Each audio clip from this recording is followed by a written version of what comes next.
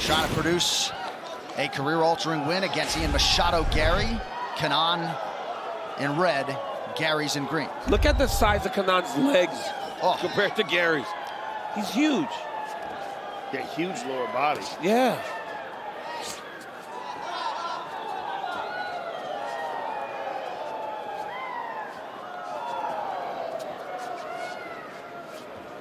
A lot of combat sports experience for Ian Garry during his formative years, but it was really the rise of Conor McGregor in Ireland that drew his attention to MMA. I mean, can you imagine being a kid in Ireland when Conor was rising? Everybody would want to go to do MMA. It's like everybody would quit playing any other sport and would want to fight. He was that big a star. Or is, actually. And that's one of the things about Garry. He's very technical. He's very good at understanding his range and fighting smart enough while taking chances. He will not extend a combination of 3, 4 punches, 5 punches, unless he's got his opponent hurt. He will pick at you, he will prod at you until he finds an opening to get a finish.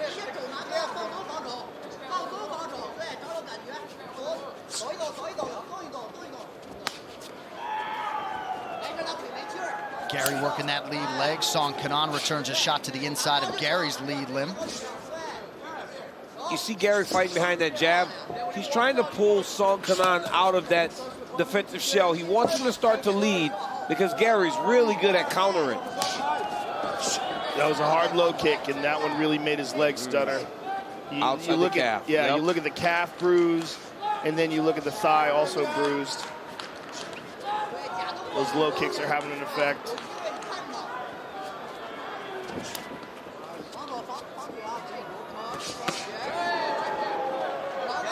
Song seems very hesitant. Yeah, he understands. If he starts to rush, man, he will open himself up. Cannot do that against Garry. You got to take your time. You got to take the openings as they present themselves.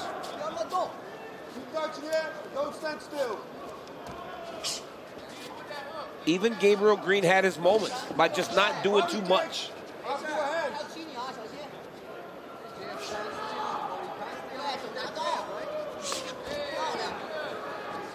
Kenan leads with a right hand there, perhaps just trying to get his reads a little bit here defensively.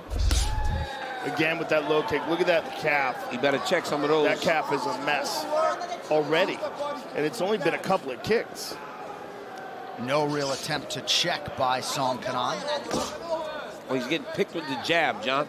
So because he's getting hit in the face with the jab, when he mixes it up and he goes to the low leg kick, it's like too different a level. He's not picking up on it well.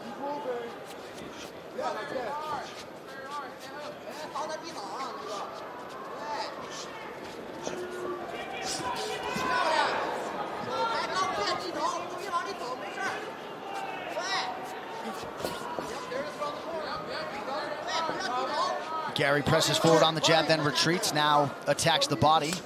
When Garry gets him shelled up there, I would throw another outside leg kick.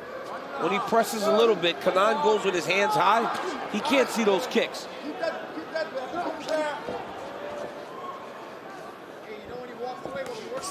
Again, beautiful job of hiding that last low kick. You see how he did that? Just kind of snuck it in. Yep. Check that last one.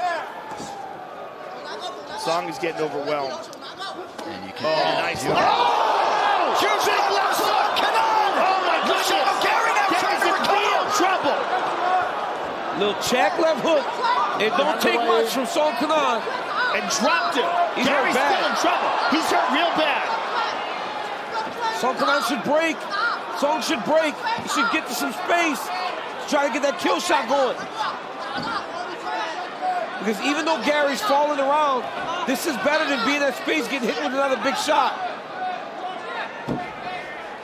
So an interesting decision here by Song Kenan. Separation could be his friend as he lands a knee there. Valuable recovery time. Yeah, a lot of recovery time here for Ian Garry. Song Yadong chiefing the corner of his country. Still looks a little wobbly. It was hurt bad.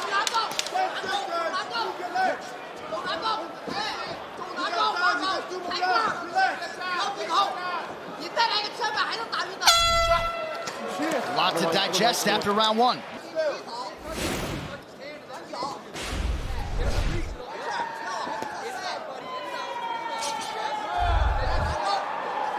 Garry did seem pretty present in the corner, though.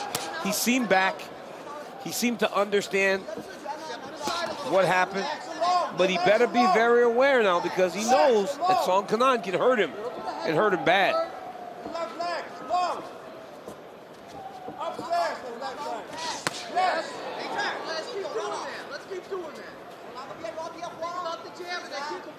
And that's an interesting fight, excuse me, an interesting round to score now, right? Yeah. Because clearly the big moment was Song Kenan. Looks like Gary had landed some very good leg kicks, landed some good jabs, was good on the feet, but damage. The big moment was Song Kenan. The #1 score criteria is damage, right? Damage. That was the most damaging shot of the round. So does that outweigh everything else, John? Based upon my knowledge of the criteria and the way the judges are interpreting it in 2023, Song Kenan gets the round. Yes, I would imagine he got the round. Damage. But I'm very thankful to not be a judge every day of my life. Under 4 minutes here, round two. Oh, right hand.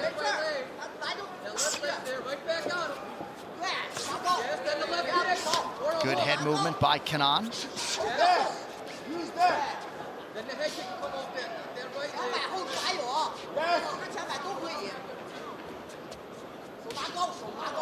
Couple nice push kicks to that lead leg by Machado Garry.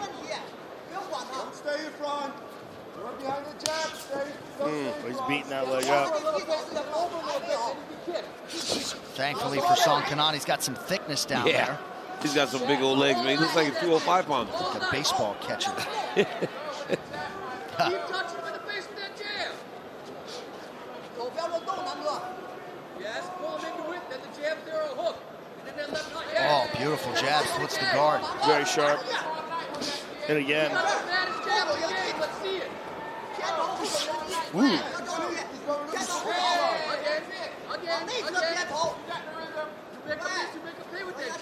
Right back with it. Right back with it. Stuff it down the throat. Don't hesitate. Touch his hand, touch his face. Now stick it. You can hear Jason Stroud in the corner of Ian Machado Garry calling for less hesitation. Coach Dean Thomas, what do you have, sir? I love what Gary's doing right now, and that's extending his hands. And because he was extending his hands, he was getting Song to extend his hands, and that's why he was able to get that jab in there, because he's getting Song to extend his hands by extending his own hands. Thank you, Dean. Joe, seemed to be a particularly debilitating calf kick a moment ago landed by Machado Garry. Yeah, real bad. And if you're looking at that left calf, it's really swelling, and there's a very clear line where that last one landed. Black and blue, purple and blue line on the bottom of the calf. It's not good. It's nasty and swelling up. Garry threw a combination on the side of the octagon where you went punch, punch, fade back punch. Got out of the way of both left hooks. It's pretty slick. Yeah, it was nice. From Song, he did a great job of hitting him, getting at range. And look, even there, you saw him keep the right hand up when he entered because he knows the left hook is coming now. A really focused, strong response from Ian Garry here in round two after what happened late round one. Yeah, he's recovered well and seems to be completely back. And now well aware of that counter. Beautiful right hand to the body. Don't stand still.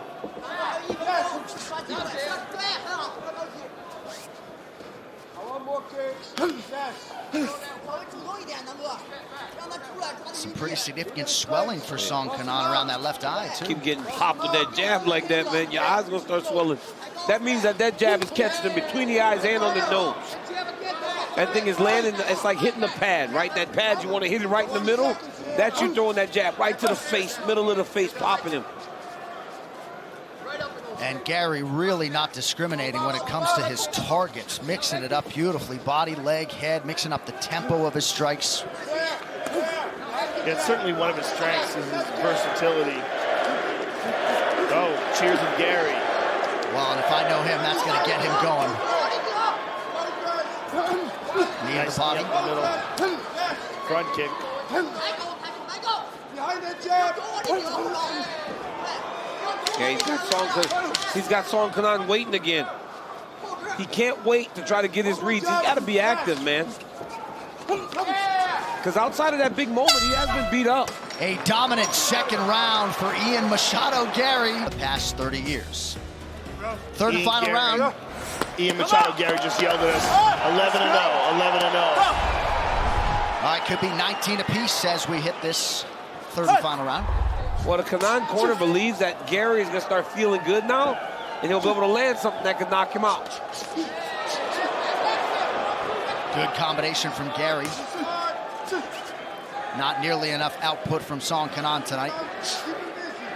And that's probably the biggest issue, John. He's just not matching the activity. So he might have landed that big shot, but Garry will throw 5 or 6 shots before he even takes one. He's also not presenting any confusing movement. Yes. Like his movement is very predictable, and it's not dynamic, it's not fast. He's not doing anything that messes with the timing of Ian Machado Garry. And now Gary's got him reacting on all the feints. Oh, he clipped him with that left hand, just caught him at the very end of it. I mean, he should be mixing his shots up as well.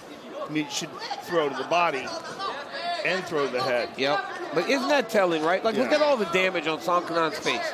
It doesn't look like Gary's done anything crazy. He never landed one big shot that made the cut open up. It's just constant peppering with the jab, just beating him up, touching him. There it is. Now, there it is. That was a hard jab. It's a beautiful jab. But look at all the damage on Song Kenan's face. The timing of it is just so excellent. Well, he puts it halfway out there, and then he sticks it the rest of the way. And he's so good at that, too, that mixing up the high kick with it. Woo! Barely missed with that right high kick. He's so good at putting that high kick behind the punch. Subtle feints as well, and just hard to see where that jab's going, if it's going body or up top. And he's got the left eye of Kenan pretty much closed. Now he's going to start tapping at that other side.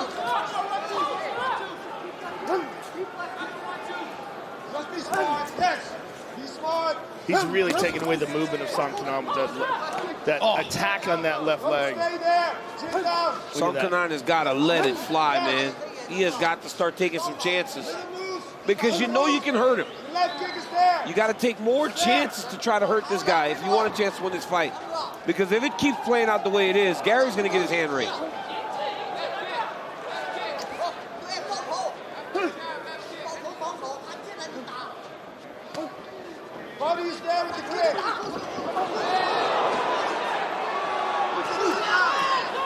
Right hand lands for Song Kenan. Those shots, though, few and far between. At least he's throwing now. Yeah. He's throwing he's a few. Yeah, he's got to throw. Oh, beautiful. Punches to the body by Garry. That was a nasty combination, man.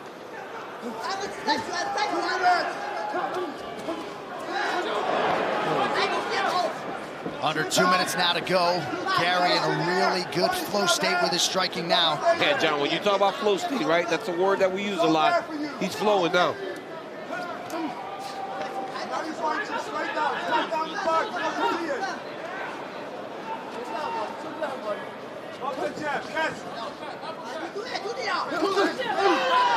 For Song Kenan, it's do or die now. I mean, he's really got to throw himself into harm's way to try to make something happen. But it hurts, Joe.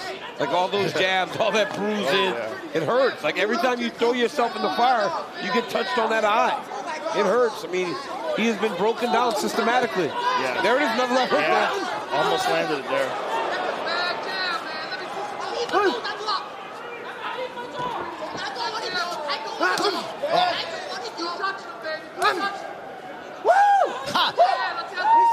Garry having fun, less than a minute now to go. That jab is now being thrown with a little more intent. Oh, and a big right hand now, knee to the body. Oh, huge combination from Machado Garry. It's over. Song Kenan may want to go home. Wow. Machado Garry sends him home. 11-0. Put it together. Wow. What a fantastic way to put it together. 11-0, Take a bow, young man. That was nasty. Ian Machado Garry, 25 years of age, and now a perfect 4-0 in the big show. Let's take a look at the finish again, because that was sensational. And it was right after he wooed. He was feeling himself. And look at that, left to the body, right to the body, right hand. 1-2, 1-2. Just beautiful combinations, relentless. And here's the ground and pound. Just poured it on at the end of the fight. Look at that right hand. Uppercut. Left hand behind it. I mean, sensational attack. Joe, it was him making a read off that first time he got hit with the left hook. Remember, he faded away from it and missed the right hand return to first. 5 on the money line tonight. Islam Makhachev, the -525 betting favorite. Tonight's fight clock is brought to you by Jimmy John's. Hooker is in black. Islam Makhachev out of the southpaw stance in white. Now, Dan Hooker has fantastic knees up the middle. So for Makhachev to change levels and try to get the Hooker, he has to be very patient, very careful, because Dan, for as fantastic a striker as he is, can really pick you apart with those knees. And he's so relaxed with them. You don't know that they're coming. He doesn't step in. He just kind of waits and counters beautifully with them. But Islam has some striking as well. If he can establish some good boxing, oh, there it is. Beautiful little hook right into the double leg takedown. Now he's got Dan Hooker on his back. He's going to start to use his legs to maneuver Dan. Big Bad Bill and John Poppy have been putting Hooker through the paces in Las Vegas over the last 4 weeks. See how it goes for him, having been grounded less than a minute into this one. You know, the problem with that, right? And this is why guys like Khabib, guys like Hamzat and Islam, yeah, you've been putting through the ringer for 4 weeks. Until you feel one of them. Guys have been doing it their whole lives. Yeah, and well, you know, it's hard whenever you have a guy that has a level of grappling that you cannot feel unless you have multiple people in there. That's a problem, because that one guy is so good at that one specific thing, you're just stuck under him. Yeah. 330. Now we saw the referee here, Daniel Movahedi, have a very quick trigger earlier with Vina Janjidoba and Amanda Hebos on the ground. Perhaps he'll give Islam more time to work. Well, I was saying Dan Hooker's doing the right thing. He's trying to keep Islam close, not allow him to advance position. Before he was almost locking down Islam's leg, but now Islam's starting to clear the right leg. He's got to watch his arm. He's attacking Kimura, right, Paul?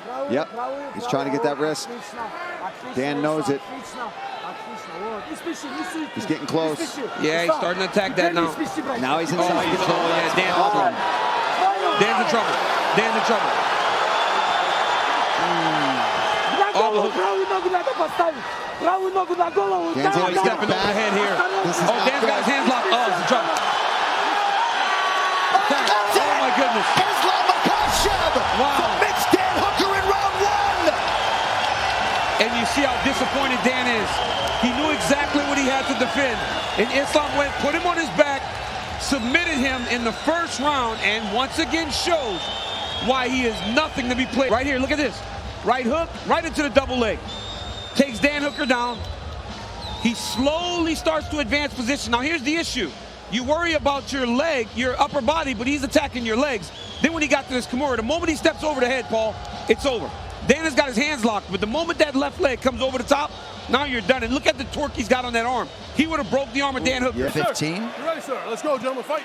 This fight clock is brought to you by Jimmy John's. Rodriguez out of the southpaw stance in black. Machado Garry out of the orthodox stances in white. Early body kick from Garry, who later this year plans to go to New Zealand to train with Israel Adesanya. Feels like he can take a lot from that camp. Garry said that he wants to be nomadic in the sense that he wants to learn from everyone. He recognizes how good his team is, but there is always room to improve. He's actually going to Brazil May 21st to sort of dive into the jiu-jitsu world as only they do it.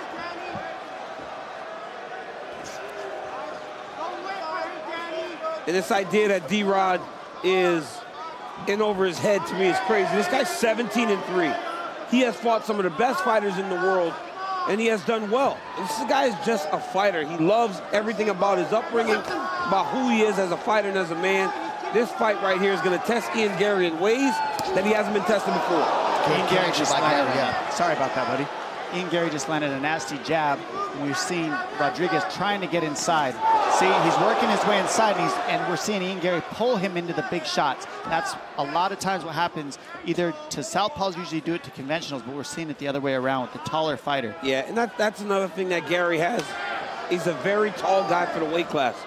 His size will cause a lot of problems for people, especially being that he's so crisp with his strikes.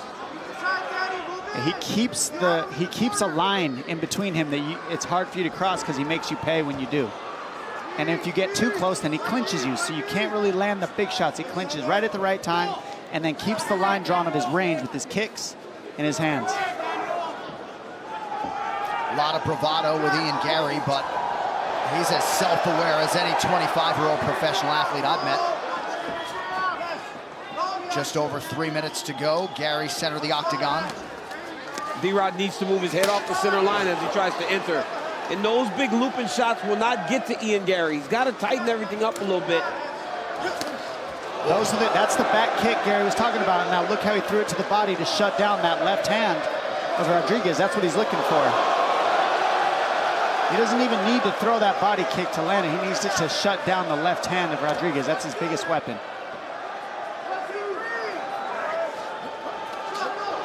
See how he ducked underneath that, came back with a hook. Very slick from Garry there.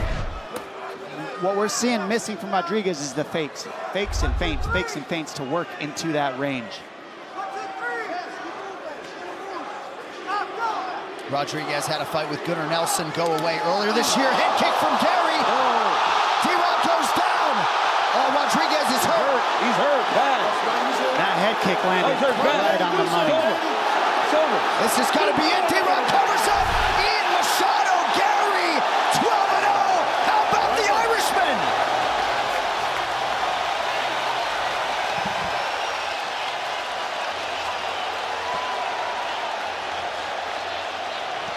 Ian Machado Garry coming to the rankings next week.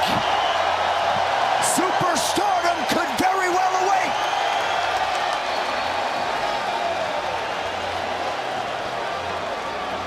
Exactly what he needed to do. Make a statement to burst into the top 15. Tremendous by Ian Garry.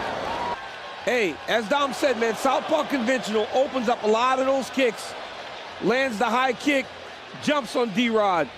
Look, man, Daniel Rodriguez has been in the UFC for a while now, and he's never been done like this. We have never seen him get wiped out in this way. Ian Garry is a good fighter. Daniel Rodriguez had never been knocked out in 20 pro fights coming in. Neil Magny got him by submission last November, but Ian Machado Garry emerging out of this one with about as many style points as you could produce, Dom. And Makhachev perhaps more confident in his own ability to get a UFC belt than anybody else, and that's saying something. This fight clock is brought to you by Della. Islam coming out with a big head kick. I was going to say, there's the difference. Islam isn't just a wrestler. He's a well-rounded fighter for sure. You know, Bobby Green was talking this week. He takes a lot of confidence from the fact that he was able to beat Jacob Volkman. Of course, that was his UFC debut way back in 2013. But he said Volkman was one of the best wrestlers that I ever fought, and I took care of him. If I can take care of him, I can take care of Islam. I don't know if I necessarily agree with that, but still, I like the confidence. A lot of fan support out there on the side of Bobby Green for the body of work. And now his 43rd fight that comes 2 weeks after he opened the pay-per-view against Nasrat Haqparast in Houston a couple of weeks ago. And we've said a lot about what's next for Islam Makhachev if he were to get a victory. For Bobby Green, all of a sudden, he's in the top 5, you would think, after pulling off a victory, or certainly top 10 and right in the mix. See, the thing is, Bobby's last fight against Nasrat, he could let the hands go in these kind of positions. Right. Because there was not really a threat of the takedown. Right now, he's going to be very strategic as to when he lets the hands go. Because not only will Islam shoot, it is the speed of the shot. Yeah. Look at how he took down Dan Hooker. Here we go. Makhachev now attacking. Hey, control the wrist. Leg up if you need to. Repummel, control the wrist. Good. Control the wrist. Looking for a trip. We'll try for the foot sweep. That's the other passing the thing. test to keep the feet early. So far, but Islam will be relentless. I mean, he is relentless. Locked, He's hands are locked. Yeah. Look at that. Well, Green went guillotine, which means Nice going elbow. down. See how he tries to escape now. Makhachev suffocating on top. He's very close to mounting him here. And this is a terrible position now for Bobby. I mean, Islam is smothering on top. He gives no space to breathe. Heavy downward pressure. Feels like a lead blanket on top of you. And now, of course, he's going to get a position and just rain down with blows to set up a submission. Bobby Green trying to sneak out underneath here. He's got to be careful.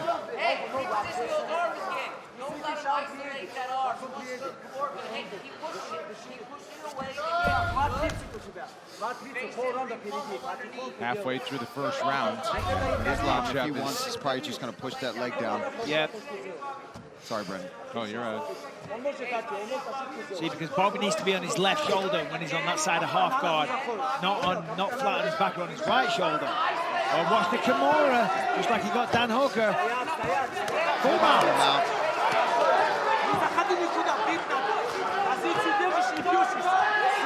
Ground and pound from Makhachev.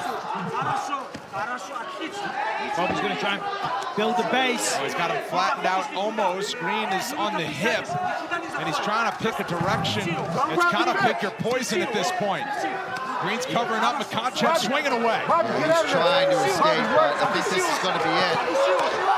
Referee's going to step in. That's going to do it. Wow! Islam Makhachev delivers. It's 10 straight wins. It's another finish in the first round. No surprise, right? I mean, we all expected that this is how this fight could play out, that Islam is that dominant, that strong, and that controlling on the ground. He keeps showing us different layers to his skill set, whether it be submissions, he's shown knockouts. Now he's got beautiful TKOs and just dominating positions. He made it look easy. I mean, here he clasps the hands together, forces the takedown, and then systematically worked his way to mount. And then from there, it was over. Got on top, ground and pounds, known for the submissions, but he swung away to the end. Yeah, absolutely. You see here, just gets that mount, flattens him out, and he's just too strong from this position. He didn't even go for a choke. It's just almost like he wants to show off those different layers. Than the one we have here tonight. Ian Machado Garry in green. Neil Magny pressing forward in black. Oh! Took his leg out with the first low kick. Garry was sitting down like some of those pictures that I've seen the Gracies, right? When they're all just kind of like meditating almost.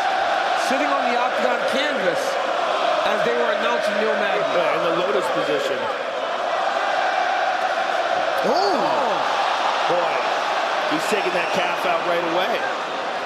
Magny already dealing with balance issues on that lead left leg.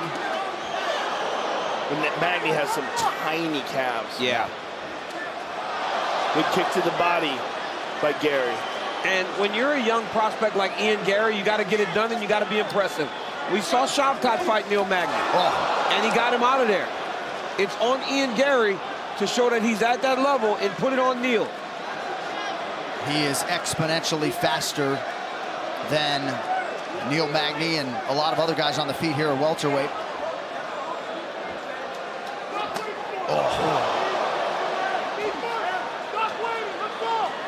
Again, chewing up that calf kick with the first 3 kicks he throws. Beautiful jab. Looking for the right hand on the break. Neil's corner's telling him to stop waiting. Get forward.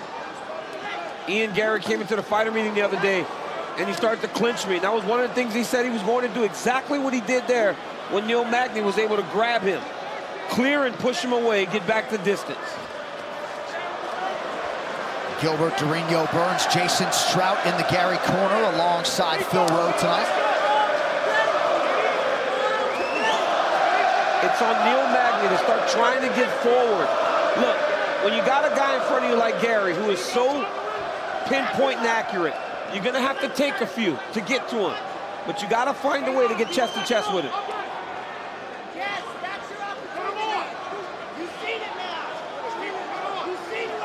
Jared McCluskey liking the Magny forward pressure now.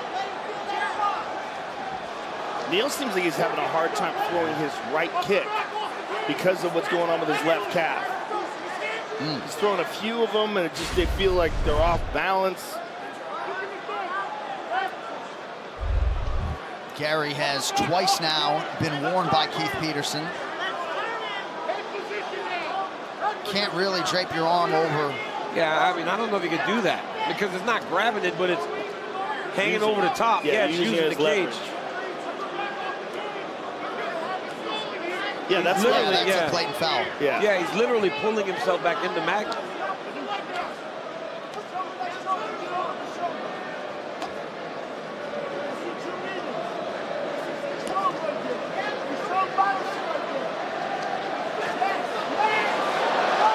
Garry's got him down. Garry just used his leverage there to take Magny down. That was beautiful. Garry holding up pretty well in the clinch thus far. He's doing an amazing job fighting from the positions that Neil is usually really strong in. Perfection on the leg kicks thus far for the rising 25-year-old talent, Machado Garry. He's so tall and long for this division. He uses it so well, even against another tall, long guy like Neil Magny. Dean Thomas, what do you have? I'll tell you what, man. Ian Garry is extraordinary. What he's doing this so well is he doesn't have no tells. Look at that. That's why he's able to knock Neil Magny off balance. He doesn't have a tell. You don't know what strike he's going to throw. And he's throwing so many different strikes, and there's no indicator of what he's going to throw. You see right there where Neil threw that kick? Yeah, he's scared. He doesn't want to throw it. Yeah, it's like it's not working right. I think he's afraid to throw a hard kick because he's afraid of what's coming back in his direction. Ooh. Head kick partially lands for Machado Garry. Magny tried to find a window for offense, nothing doing. Oh, yeah. That leg. That one made him limp. His corner screaming, kick him again, kick him again. He's right in front of Gilbert Burns here. Yeah, Durinho wants him to keep him on the octagon side. Neil Magny's corner is going to let him have it after this round. He's waiting far too much and taking pictures of Garry. Gary's too good to stand in front of him and watch and wait.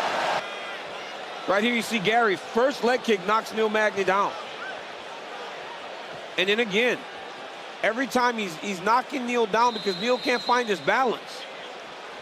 And for as bad as those look, there was one later where he didn't fall that took more damage, did more damage. The unauthorized reproduction or distribution of this copyright work is illegal and punishable under law. Good jab by Magny to begin the round. There's another one. Definitely a more urgent look in Magny's eyes than we saw to begin round one.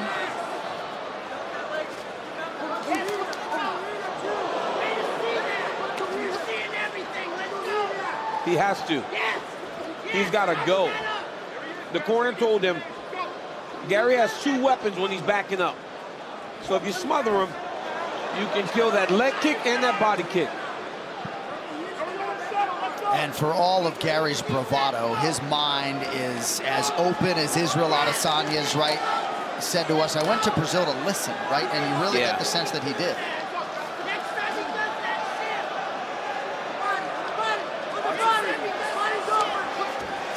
So far, this has been the perfect fight for Ian Garry. He's just doing a fantastic job of maintaining the distance, utilizing his superior striking. There it is again. Neil's real hurt. He's real hurt. Well, like Dean said, he has no tells. Zero tells in terms of what's coming. Neil can't pick up on whether or not he's about to kick him again or he's going to jab him. And Neil can barely touch him when he's moving away. Oh, man. Again.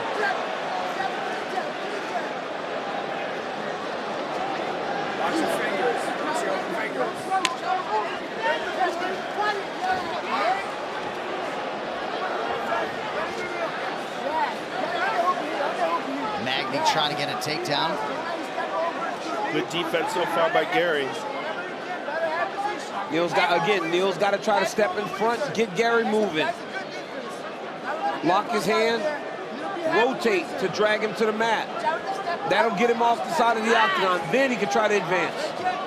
There also has to be a real sense of urgency because this is a very difficult position for him to get to. He's been on the outside, finally got here. He's got to make the best of this. And he's showing that. He's showing that he understands that urgency. Gotta make it count. Gilbert Burns trying to talk Garry through the progressions here. Gary's trying to push the lock down. He's got to find a way to take the hands of Magny and peel them apart.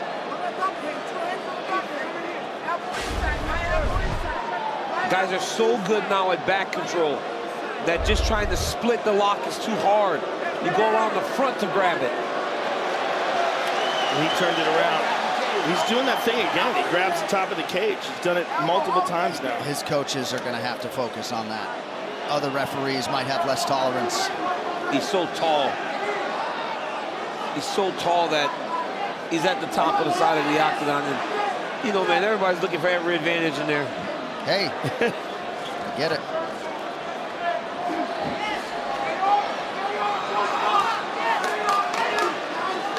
Neil's under pressure now, though. Oh, head kick knocks his mouthpiece out.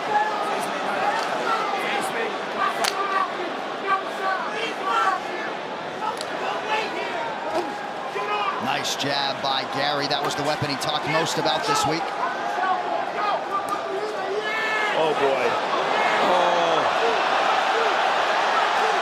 Oh, he's got him hurt bad. Pick your poison. Oh, wow. Nice knee to the body. Beautiful flying knee to the body.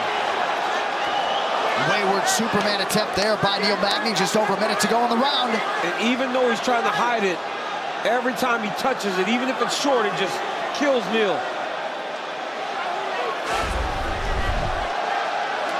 Oh boy, Neil's in so much trouble. He's gonna kick him again. Magny's gotta watch those reactions because Keith Peterson's gonna have to stop this fight. Yeah. His reactions are so big. He's squinting, he's hopping. Yeah, he's barely able to put any weight on that leg. Look at him. He's trying to hide it, but he's in bad shape right now. 30 seconds in the round. Referee closing his distance, watching closely. And again, he goes to it. Uppercut. Magny will not quit fighting, man. He's trying. Yeah, can't put any weight on that lead leg, really. I don't know if he can fight southpaw because we would have seen him change stances already. So many people, when they get their leg beat up, they go southpaw. Even Weidman did it earlier in the night. Oh, look at that. To round 3 we go. You can watch it every Tuesday, 8 p.m. Eastern, only on ESPN+. There have been 14 previous finishes by leg kicks in UFC history. We'll see if Machado Garry can make it 15. Oh! And the problem with Neil switching to southpaw is he doesn't pick up on the high kicks as effectively because he's not used to seeing them coming that way. So it's a kind of pick your poison for Neil Magny. Oh.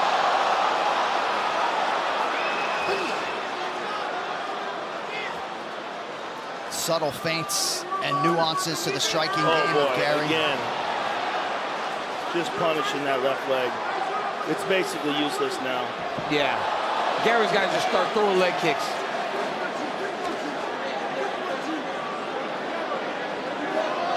Feint, low kick, go 1-2 up top.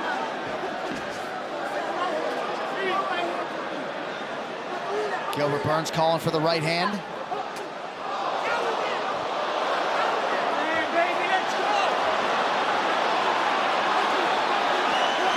Oh, big right hand and now a left. Oh, Magny goes down.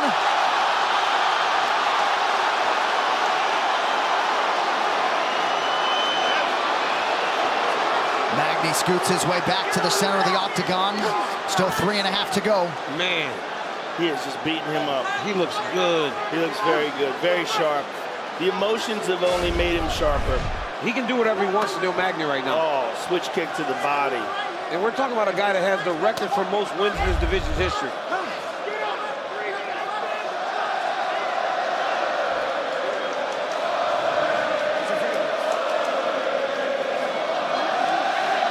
take Gary long to find that flow state tonight. Putting it on Neil Magny every step of the way. Under 3 minutes now to go. Neil Magny's in full survival mode now. And the only reason he's still in there is because he's so tough. Yeah, so tough and in such great shape. Yep, and experienced. If he wasn't Neil Magny, he'd be out of there already. And let us also remind the viewers, he is stepping in here for Jeff Neal tonight. He was training, he said, for this date, but gotta give Neil Magny credit despite being on the wrong side of the domination tonight. Well, he's not tired. He's just getting beat up. Yeah. I mean, this is the Ian Machado Garry show. Particularly good combination there by Garry. And maybe I'm gonna be a bit harsh here, but I'd like to see Garry finish. Yes. I'd like to see him finish. I love all the talking and all the gestures, but I'd like to see him get a finish here. You guys see that impromptu open workout by Garry at an Irish pub in Boston last night after the ceremonial weigh-in? And I mean, Magny is done. I mean, he's literally offering no offense. It's just survival.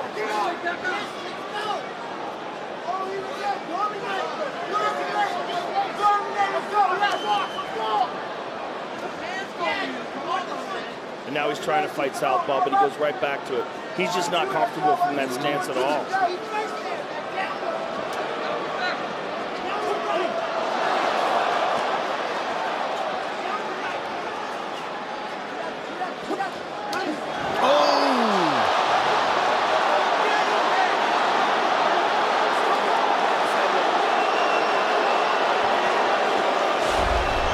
Welcomes Magny back to his feet. 35 leg kicks. Now he goes high. Oh, Magny covers up.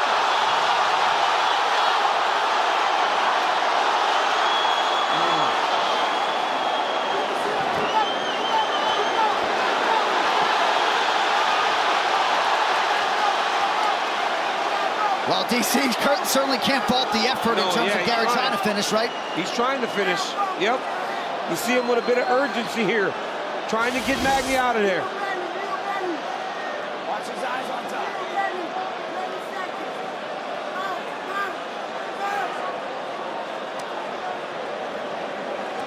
Elbow.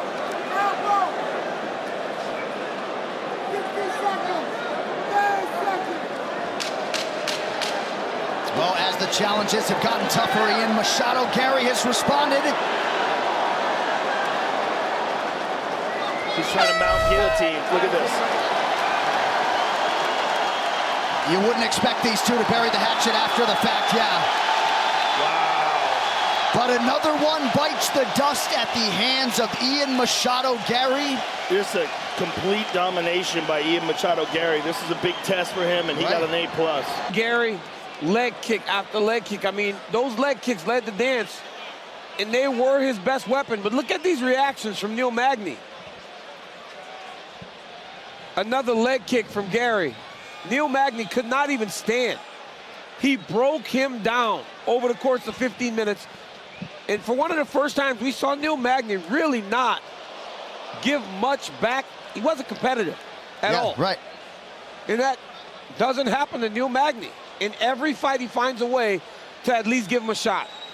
He didn't have a shot tonight, John. He was outclassed. By unanimous decision, and still undefeated, the future, Ian Machado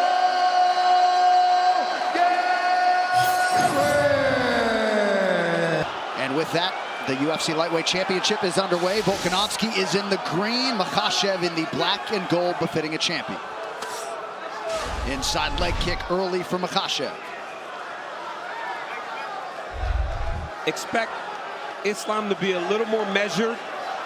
I think the idea that he was going to finish Volkanovski made him start a little faster than he normally does. Volk said that he wants to get out of here quick. He feels like he can fight 25 minutes if he needs to, but he would prefer to be in and out.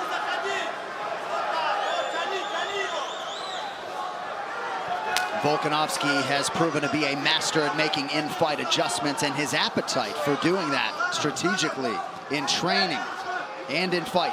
Fight It's IQ, unprecedented, yeah. Fight IQ at another level, Jay.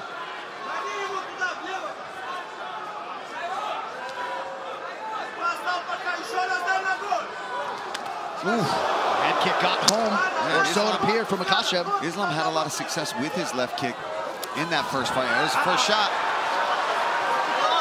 Yeah, you heard Volk say, right away. Volkanovski's defensive wrestling was a big factor in that first fight. But Makhachev's striking defense was outstanding. This is smart for Makhachev. Getting in there, making Volkanovski scramble, because that's where someone gets tired. Yeah, right? They can true. stand and trade, but when you wrestle, when you make them scramble, and in those transitions is when you can fatigue a guy. Volk did a great job of changing the position, and now he has Islam pushed against the octagon side.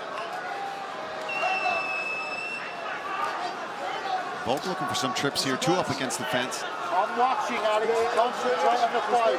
He's on your wrist. He's on your wrist. Ooh. Gotta watch that knee up the middle there from Islam. Oh, Makhachev so strong with that tie clinch. And he came having trouble shaking that off. Just the strength of Makhachev was giving Volkanovski problems, but Volk did the right thing by leading with his hips to try to kill that tie clinch. Yeah, it's almost good to even just level change into a shot, because some blood in there somewhere, guys.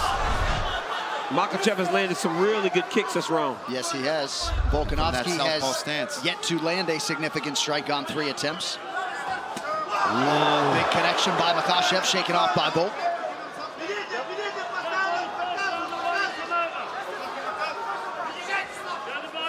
Well, I suppose if any fighter could weaponize pace and cardio without a training camp, it would be Volkanovski, but that does figure to be a tough proposition. Oh! Kick from Makhachev! Huge moment in round 1! That'll do it!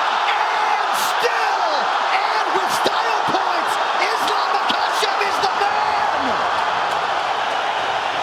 John, I mentioned how he was doing really well with that left kick in the first fight, and that this potentially could be a major weapon for him, being the taller fighter and having a good kick to begin with. Holy smokes. He just finished Alexander Volkanovski. And with a head kick. With a head kick. It wasn't a submission, it wasn't wrestling, it was a head kick. And it was early. What a performance by Makhachev. Makhachev started great too. He was doing a great job of landing out. He didn't take one significant strike the whole fight. So what a performance by Islam. And Volk man in defeat, but tonight belongs to the Russian. I mean, and Islam set this up beautifully. He was going to the body. He went to the inside leg kick as well. And that right hand is up high. It's in the right place. He just goes right over top of it. Bam! Right off the temple. Splits the eyebrow open. And Volkanovski did his best to even try to get back in here, but just eating these hammer fists. Unreal performance. Oof. Look at that. And there's nothing else to be said. Well, it's hard to watch Volk here digest this defeat shortly thereafter. Nice job by Mark Goddard on the stoppage, but Islam Makhachev reigns supreme at 155 pounds. Charles Oliveira and everybody else watching intently, but this is how you close out this rivalry, Paulie. Oh, yeah, that's it. That's the end of it. And this was the inherent risk for Alexander Volkanovski, stepping up for what could be a final chance to become a 2-division champion, and doing so without a training camp. I do have the sneaking suspicion he might work his way back. All right, UFC 303 Fight Clock brought to you by Timex. A Timex on your wrist is a reminder that time belongs to you. Get yours today at Timex.com. Michael Venom Page in black. Machado Garry is in the purple. I'm so excited about this fight, man. This is how you start off a pay-per-view.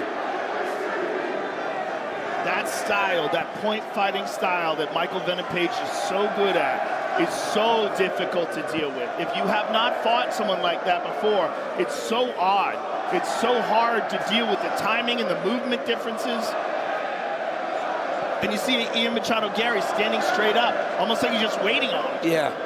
So you got an option, right? Kevin Holland was swinging as he was trying to counter, he was missing. Ian Machado Garry's waiting. Do you think there's something to maybe just pressuring him and just taking chances? But he's such a great counter striker. Yes. The counter strikes are so devastating. He's so hard to hit, and that stuff. Yeah. See, that's from the point karate background.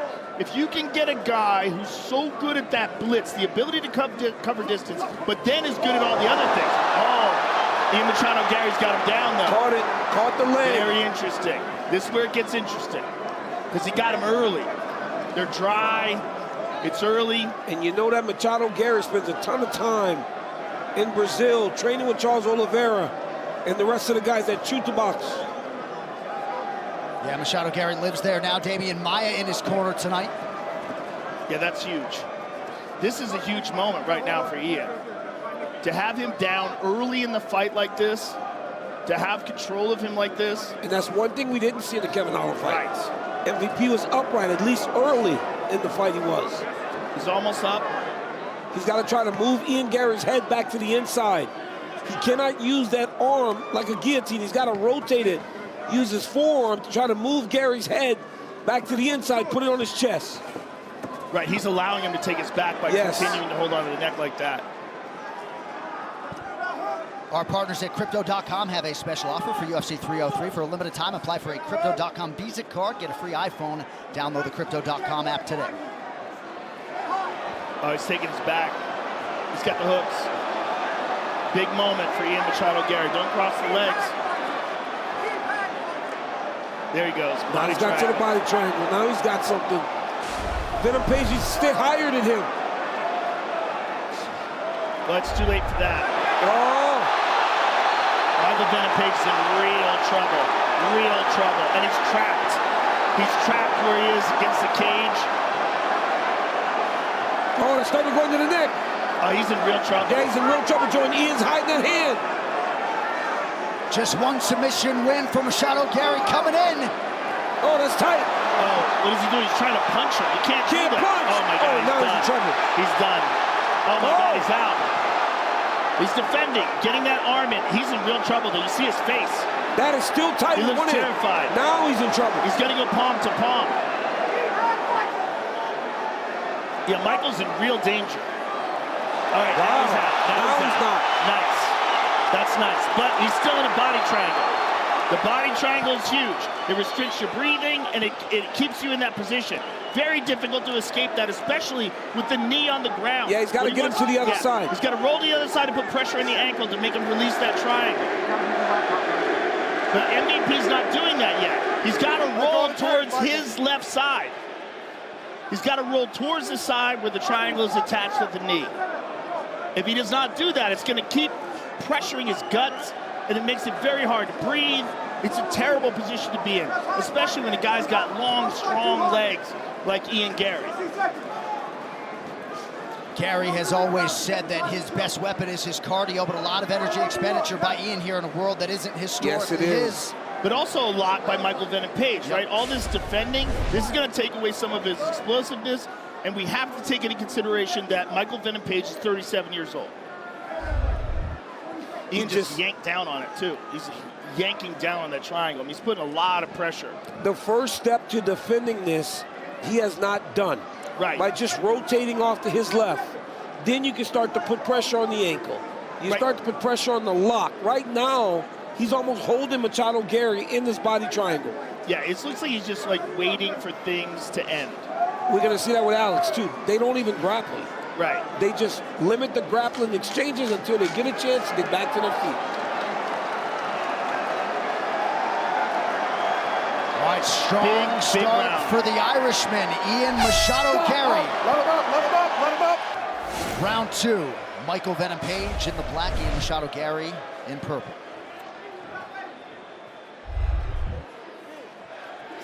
Oh, he stung him with that right hand.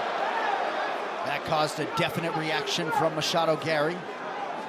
It's just shocking how he can close that distance. And if you're not used to a guy who does it that way, it's very hard to find your timing. Yes, it is. See, he leaps forward with a punch, something that they tell you to never do in boxing. But he does it and lands with knockout power. Twisters in theaters July 19th. Get tickets now. You know, Megan O'Leary spoke to Damian Maia about Ian Machado Garry. He said he goes in there twice a week. He said he has never seen a guy learn jiu-jitsu and be able to see someone learning like Machado Garry. And if I would have experienced round one as Ian Garry, I was trying to get this fight back down to the ground. 100%. Especially when you see the mistakes that Michael Venom Page made. The defensive mistakes, not rolling to the right side, the way he fought off the choke. Oh my goodness. That distance, man, he can close it fast. Ian was certain that he was the faster guy. Right now, it does not look that way. It looks like Michael Venom Page has the speed advantage. He has the speed advantage over everybody. And it's because of this, right? He's always standing. He's always bouncing. He's never stationary. He's always starting from a bounce. You know, my son plays football. And every action he does starts from him kind of bouncing in place. He never is standing still to go from point A to point B. That's Michael Venom Page. Well, the great point fighters, they all fight like this. They all fight hands down, and then the blow. Oh, we got the clinch. That's it. But now Michael Venom Page will have a different kind of urgency in making sure this fight doesn't go to the ground. One big miss from Michael Venom Page has allowed Machado Garry to close the distance. We got to see what his takedown defense is like. Obviously, he got taken down that first round rather. But we've seen him fight guys like Logan Storley and other guys that just were wrestling, and he was able to defend effectively at some points in the fight.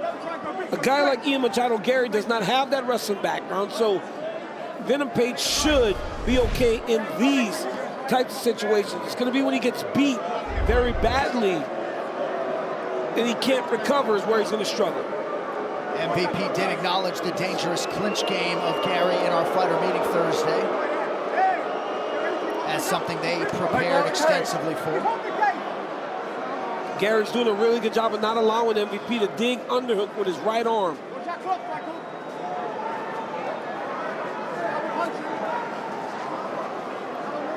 Coach Dean Thomas, what do you have, good sir? You know, MVP, he's not a boxer, so you don't expect him to have a jab. But what you can expect him to have is a side kick, like the way Wonder Boy used to use it in order to keep a guy at the range he wants.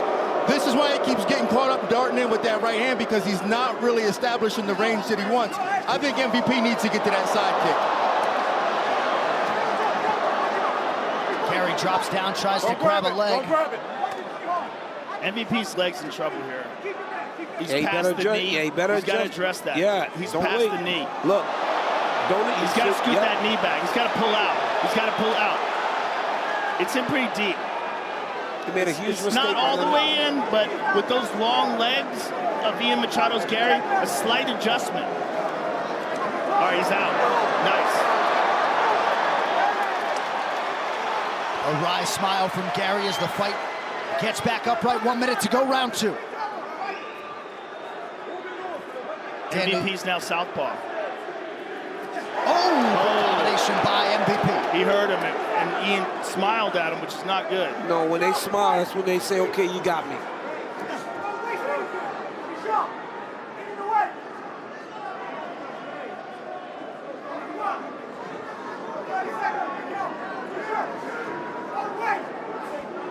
MVP has landed or been credited with just 8 significant strikes, but a lot of those have been fairly significant. Flying knee attempt. Look at that jab. Lightning fast. How many has Ian been credited with? 4. Yeah, they haven't landed many significant ones, but I mean, the ones that he's landed. On the feet. That's significant. Yeah, it's all Michael Venom Page on the feet. If Ian thought he was faster, that's out the window now. Yeah, he needs to understand. Jab late in the round. ESPNplus.com/UFC 304. If Michael Venom Page can keep this fight like this in a boxing range, his style is so odd. This is what Ian needs to do. More leg kicks. Oh, for sure. Yeah, he's got to be throwing leg kicks. He's got to slow a guy. You got to slow MVP down early. Well, that's what Douglas Lima did to him in their fight. Leg kicks. Yes. Slow him down. Make him stationary. His greatest gift is his activity and his ability to go in and out, create and cover space and distance. If he doesn't have that ability to do that, he becomes much less special. Body kick gets through for Machado Garry. Not much on it when it got there. Well, it's because Michael was moving away as it landed. Oh, just went for a clinch. And now he's in the bottom, but the leg again. Oh, but Michael recognized it, backed out of it. But still, he's in a grappling exchange here, which is where, judging based on the first and second round, he's at a disadvantage. Ian needs to get up, though. Ian needs to find his way back to his feet. It doesn't matter if you're a better grappler. You cannot be on your back. You've got to find a way to get to your feet. He's locking up a body triangle from the bottom right now. Which is just a defensive position. That's all that is. You can't really submit anybody with a body triangle off the bottom. Perhaps with a guillotine, but most guys adjust and let it go. Call of Duty Mobile. Download Call of Duty Mobile for free and get limited time rewards. But what the body triangle does when a person is on top is just stop them. It just stops them from progressing to mount or side control. It can set up elbows from the bottom, and Ian Machado Garry does that. There's one right there. But when it comes to jiu-jitsu, it's just a defensive position. Ian is landing some elbows from the bottom right now. It also keeps Michael Venom Page from being able to posture up and get significant power in his strikes.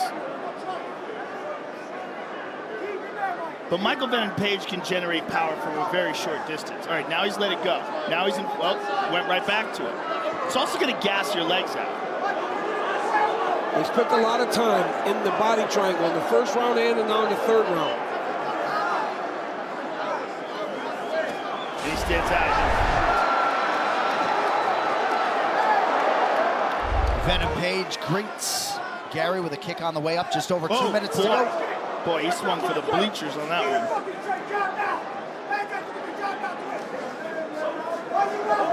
He's got to stay away from the cage. Well, he did a lot of grappling today. Is he starting to get a little tired? Ian's got to kick those legs. They're right in front of him. Yeah, they're right there. Oh, he's like he's 10 on clinching. Oh, he's got it. He's got it. He's got his back.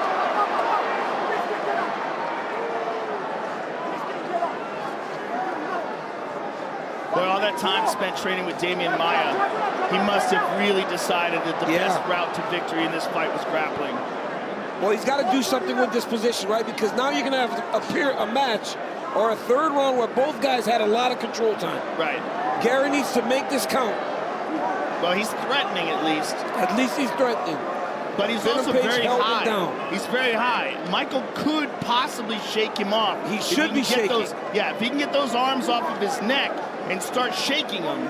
He should not go backwards towards Ian Garry. Right. He should start shaking him forward, let him fall over the top.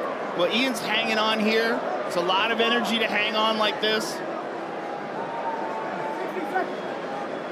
Not much time left here, and this is going to make this judging of this round very interesting. Very hard. A very good position for Ian Machado Garry if he can finish it, but if Michael Venom Page can get out of this, he may likely be on top. For Ian, he's got to reach back and grab a leg or do something to try to get this fight to the ground. And we've seen guys do that before. Grab a hold of a leg and turn it into a knee bar. Did that. Yeah, One submission. Nasty. But Aljamain is like a real back taker. I can't believe that Venom Page isn't shaking or rotating. Well, it just speaks to what we saw earlier in the first round with his lack of understanding of particular defensive strategies when it comes to the ground game. But Ian's further and further off. He had him off. This is it. If he would have took chances, boy, Ian would have fell off. How do you score this round? You kind of have to give it to Garry. Well, because he had the back. He has the back, and he maintained the back. But in terms of the striking, Venom Page won the striking of this round, and he had his own control. Tricky round to score. Ian Garry takedown in the first period. Was able to control him. Body triangle. Had a really deep submission attempt in round one. Michael Venom Page did a real good job of staying calm, defending, finding safety at the end of the round. Second round was all MVP. Striking, landing, big right hand lands in the second round. Third round, Ian Garry takes the back to end the very third round. What a competitive fight. Don't know how they're going to judge this. because MVP had some control time himself. Garry got the back, but MVP won the striking. By unanimous decision, and still undefeated, the future, Machado Garry. Don the gold gloves in a title fight in UFC history. Poirier in the multicolored shorts. Islam Makhachev in the black and gold, befitting a champion. I like seeing Dustin trying to go to that outside calf kick. That would limit the movement of Makhachev. That kick will be available because Islam is southpaw like Dustin.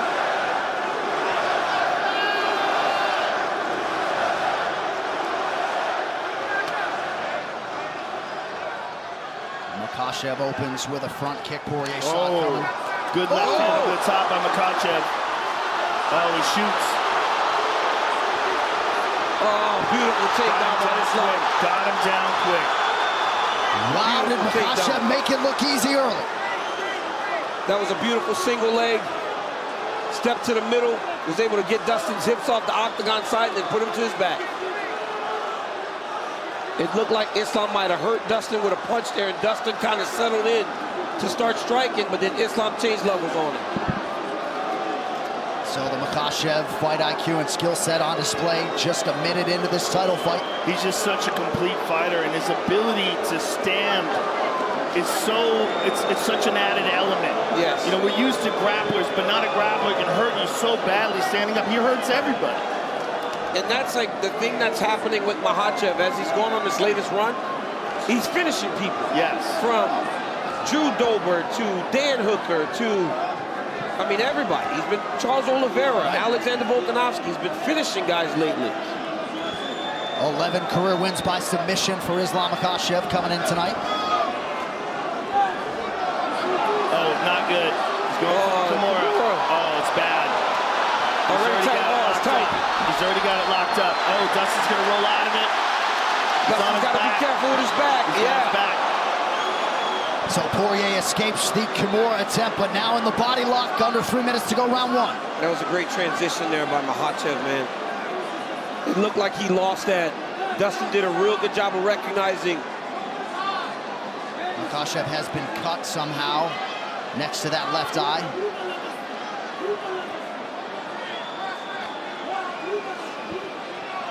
If I'm Dustin Poirier, I am keeping those hands up around my ear to make sure that I don't get choked. Forget trying to punch him down there. Just protect yourself. Don't give any submission opportunities.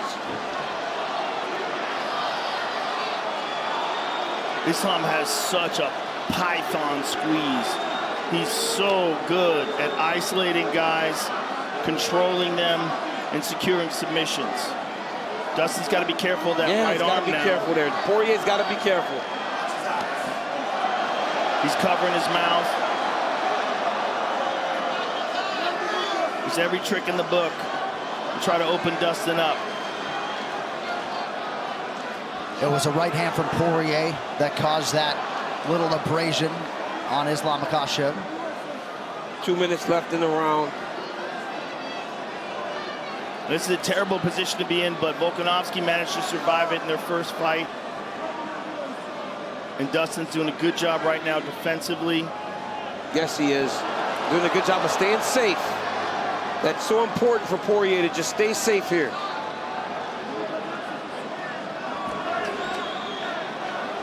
Oh, look, see? Yep, he keeps setting him up. Yeah, he's adjusting him. Well, he's giving him the feel like he was going to try to go to mount.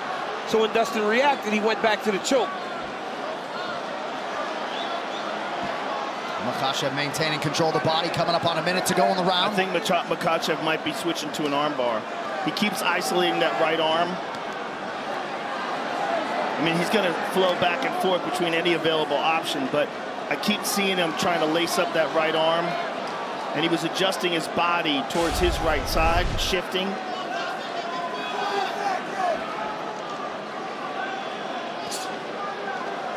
And he might try to do something like that with short time left.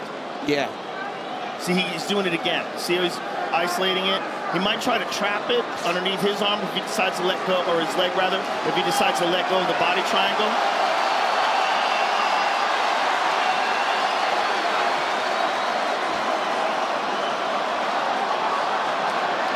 bad situation to be in.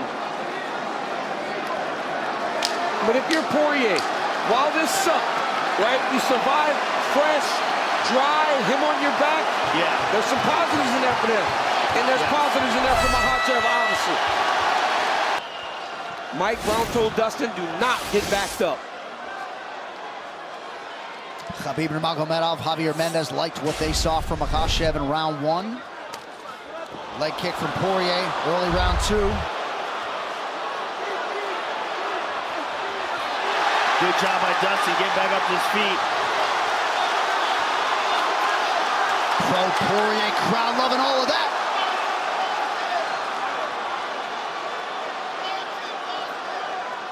Big for Poirier to be able to get back up to his feet after getting taken down. Now Poirier's got Makhachev going backwards.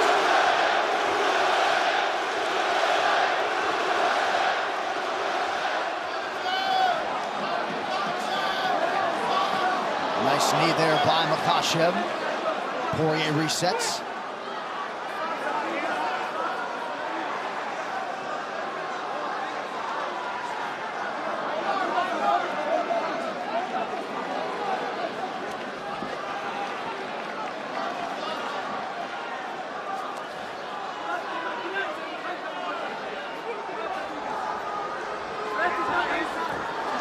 Quick shot from Makhachev. Gets on that lead leg. Dustin survives again.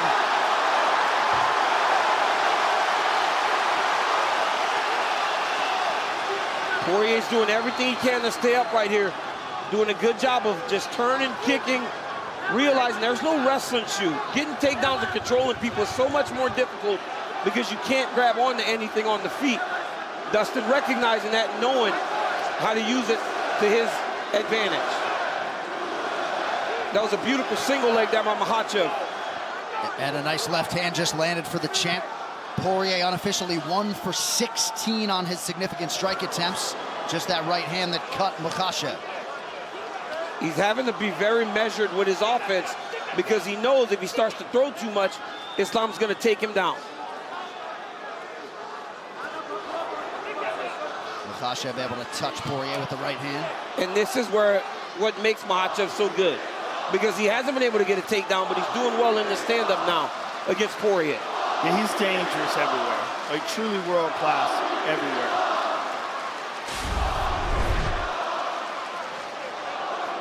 But whenever the fight's standing, Dustin has a chance. Yes. His best chance. Yeah, especially in these exchanges. Perhaps his only chance.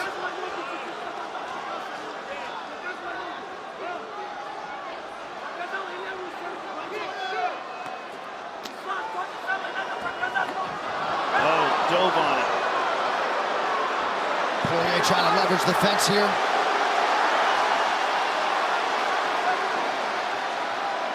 Crowd with heightened anticipation with every takedown attempt. Dustin got the underhook. Poirier has been wrestling Mateusz Gamrot, who is a good wrestler, as one of the best wrestlers in the 155-pound division, and it's showing to this point. His takedown defense is held up. Outstanding. Stuffed 3 or 4 shots, all 3 in round 2. But seeing Dustin's back to the center, it would benefit him to back away, get back to space.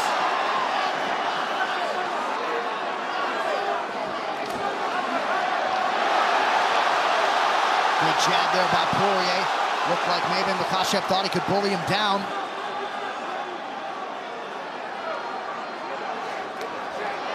Nice stick and move by the champ, and a counter right from Poirier. Good right hook there by Poirier. Just kind of glanced off. Really good right hook. But that's one of his best weapons. Makhachev has to be very careful dipping his head there when Dustin tries to enter.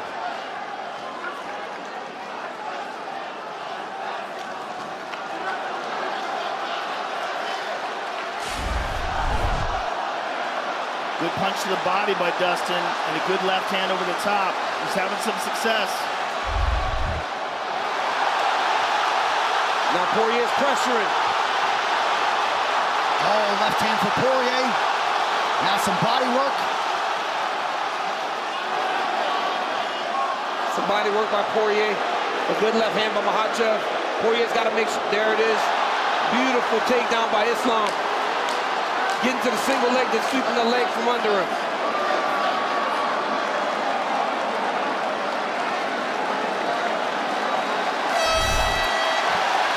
Of the octagon right now, and every time that Makhachev goes for that tie clinch, putting both of his hands on Dustin's head, that leaves Dustin in boxing range.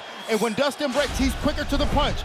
Man, Dustin can knock him out if he gets more opportunities like that. And DC, you heard Thiago Alves looking for a little more volume, and Dustin acknowledged your point from earlier, can't stand in front of Islam too long. Yeah, that's exactly what Dustin told him. Dustin said, I hear you, but I can't do too much, because he knows that the takedown's coming the moment anything gets extended. Oh, good knee up the middle by Makhachev. And a nice jab to follow it up by the champ. Another knee. And Poirier went to the clinch. And Makhachev got excited. Watch him step in front. Try to wheel him to the ground.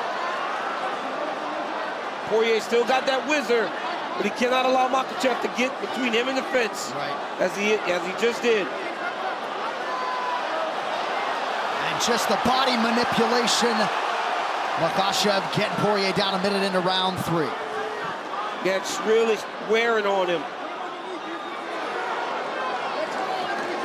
This is a terrible position for Dustin. So much pressure on his guts and his spine.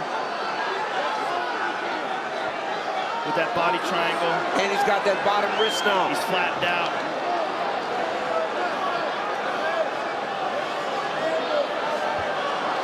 Poirier a little bit busted up as well, trying to control his breathing. Islam landed a straight jab in that last sequence that busted the nose of Poirier.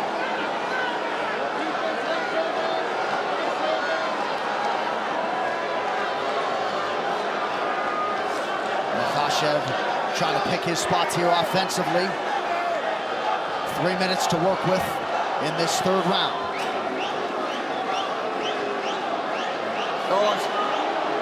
Poirier's got to be very careful here. Especially here, when Islam gives him that look that he's going to go mount. Dustin reacts and he starts trying to slide his arm on. And Islam needs to just stay patient, continue doing the same thing.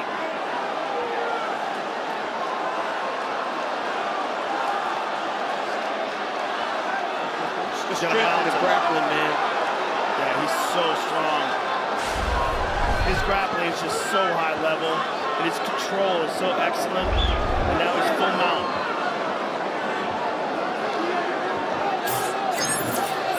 Looks like he's walking. Oh, Dustin snuck out the back. Yeah, Dustin's got to watch his arm.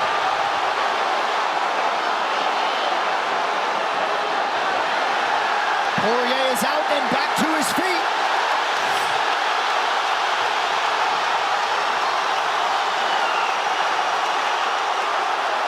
Absolutely deafening here under 2 minutes in round 3. You see how people them yelling, take him down though. Dustin's fired up. Some pretty significant swelling for Poirier on the right side of his face, around that right ear as well. Lands the jab there.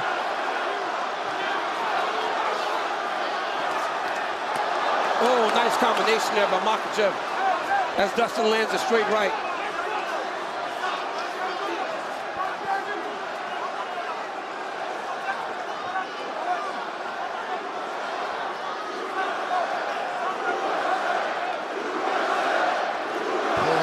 To land that jab.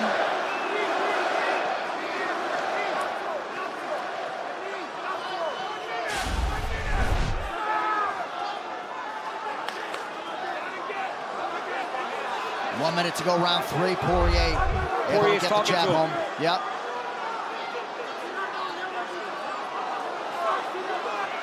Poirier is significantly swollen on that right side. Seems like the left eye's bothering him now. Well, Makhachev is not throwing things hard, but he's touching, and when he throws, he's landing. Poirier did a good job of circling back to the center of the octagon there. I don't know what happened there, but Dustin is squinting that left eye. Yeah. Giving him real problems.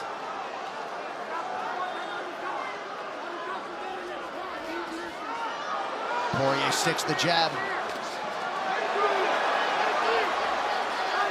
And we're told it was a punch that affected that eye of Poirier. Down the stretch of round 3. Good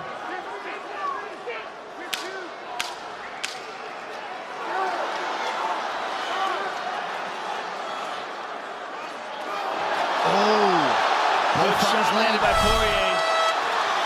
The corner of Poirier wants him to give more. They're saying that he can land. Della Davis wants him to throw the jab to the body. Said he feels like that jab is gonna work. Yeah, Poirier and his boxing coach Della Davis always in sync. Oh, good jab.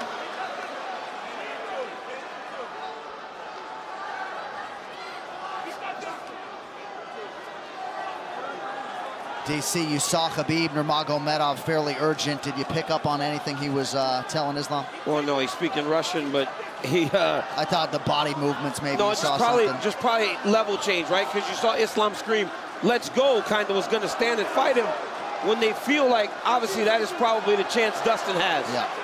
So the fight on the ground is what Team Islam wants. Good shot to the body there by Dustin.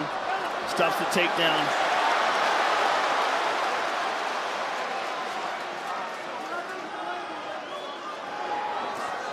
Good jab by Poirier. Makhachev able to land on the return.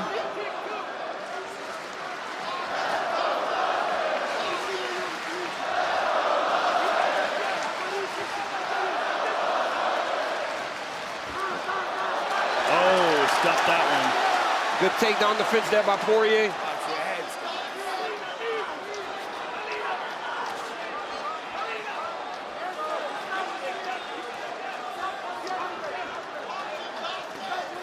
Oh, nice right hand from Makhachev.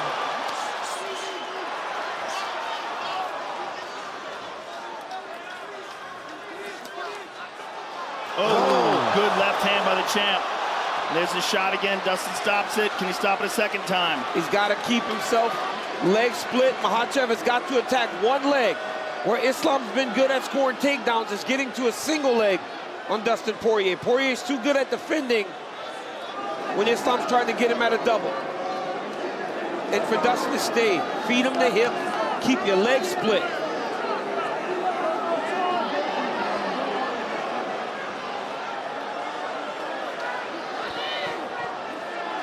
Makhachev, 3 of 9 on his takedown attempts. He's been stuffed on the last 4. Good job by Dustin. Boy, that is grueling. And Poirier just hurt his leg. He said something to his corner that he hurt his leg, so we'll keep an eye on that for you.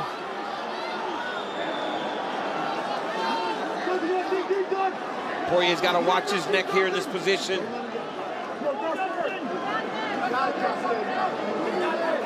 Makhachev doing a good job of riding him. Trying to get that hook in. When he's been able to get the hook, Dustin struggled to get him off of him.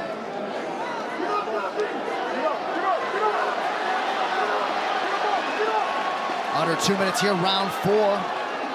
About 7+ minutes of ground control time for Makhachev in the fight thus far, as Poirier posts here.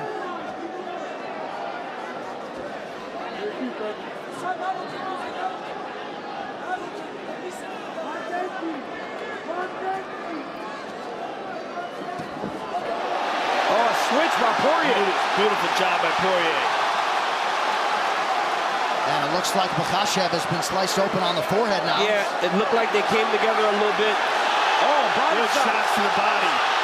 Beautiful shots to the body by Dustin. Those are nasty. Those ones cut wide open.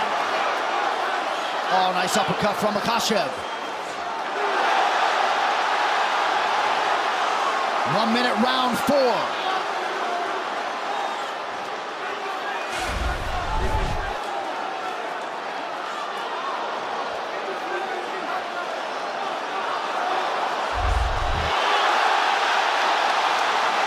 Dustin's having a lot of success when he rips in the body. When he digs that to the body. This is one of us right now talking to us. Poirier's had fun all week. He's been of a great disposition. He's talking to Dana White now. He's talking to Trump about the fight. Poirier's just got to stay locked in because, look, again, Makhachev on the single leg is where he's found success.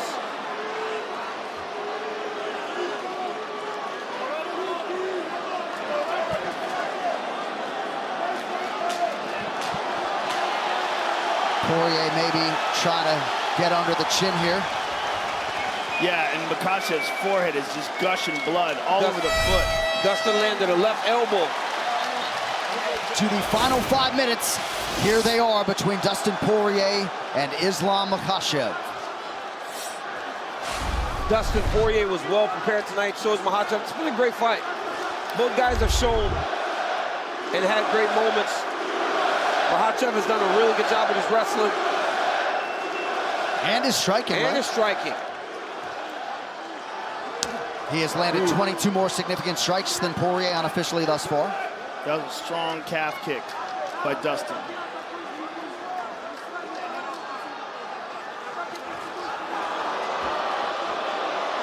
Makhachev unable to take Poirier down. And Dustin lands another big shot. Dustin's doing a really good job of lip kneeing whenever Islam gets to a single if he's not on the octagon side. Where he's found himself in trouble is when Islam is able to push him to the cage and then advance his position on the takedowns. You can read Poirier's lips, just said, "Get the F off me." He is in this fight. Good body shot. Excellent shot to the body. Especially in this grueling fight.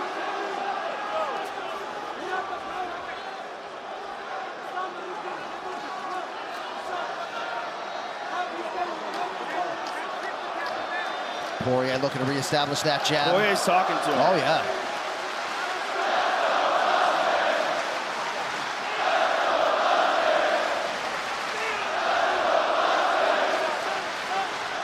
Dustin's corner said it's there for you. 5 minutes, leave it all out there. You can knock him out. Ooh! That left hand will help. That was a big left hand. Yes, it was.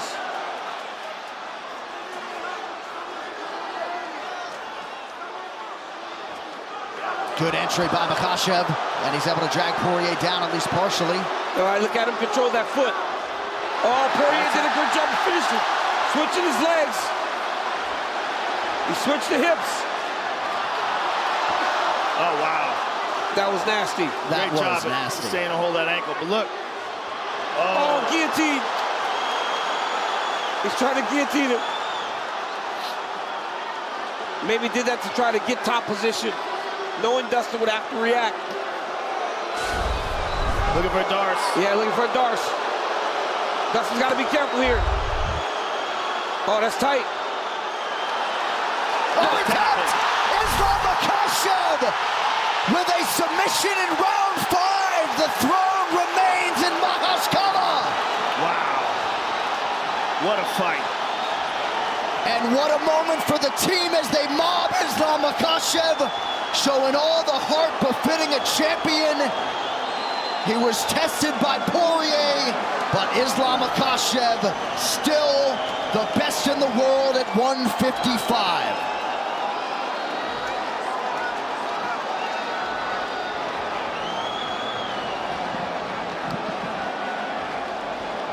Islam Makhachev experienced perhaps more adversity in this fight than a lot of people expected. Makhachev a 6-1 favorite coming in. Poirier came on especially strong in round 4, had moments in round 5, but the Makhachev grappling and offensive submission prowess rules the day yet again. Yeah, he jumped on that Darce choke. You could see that it was tight, and that's accentuated whenever you're tired, right? You've been in a 23-minute fight. Guy jumps on your neck, very tight. Great job, great defense by Islam Makhachev. And you know who's also exhausted at that point in time is the champion Islam Makhachev, and yet still has it within him to chase takedowns and get the finish and take any judge's scorecards out of it. You know what's crazy, Islam? He swings the leg back towards him. Look, guys, Islam was struggling to get takedowns, so he went to the next level of takedown, right? You see a lot of things in the octagon. You don't see that. You can see him setting up this Darce here. Watch the right arm start to slide. There it is. That's tight. He's already got the hook. There's nowhere for Dustin to go. He's got to tap. Yeah, and you see Poirier go out there briefly. And was that Usman Nurmagomedov who rushed into the that was octagon to hug Usman him? and everybody else, Usman seemed to jump the fence to get in the octagon. That was unbelievable. a tense championship fight to watch, to call, to witness. I believe that Machado Garry's faced anyone like him before, and he is simply the next victim. Let's see how it plays out. A lot of money coming in on Ian Machado Garry. Open as a minus 290 favourite. He's now a minus 340 favourite. And this is one of the things about Ian Garry that gets overlooked because, you know, he is so confident, and some people love that, and some people really don't like it. In all of that noise... Come on. Belal, Ian, go stand over. Ian, over here for me. Over here. Oh, we've seen this Belal, before. Here. Stay here. Let's see. Take your time, 1 second.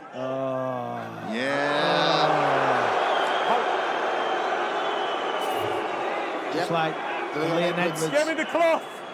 Just like the last time in the Middle East. Doctor. It was the second. No coaching. Over here for me, Belal.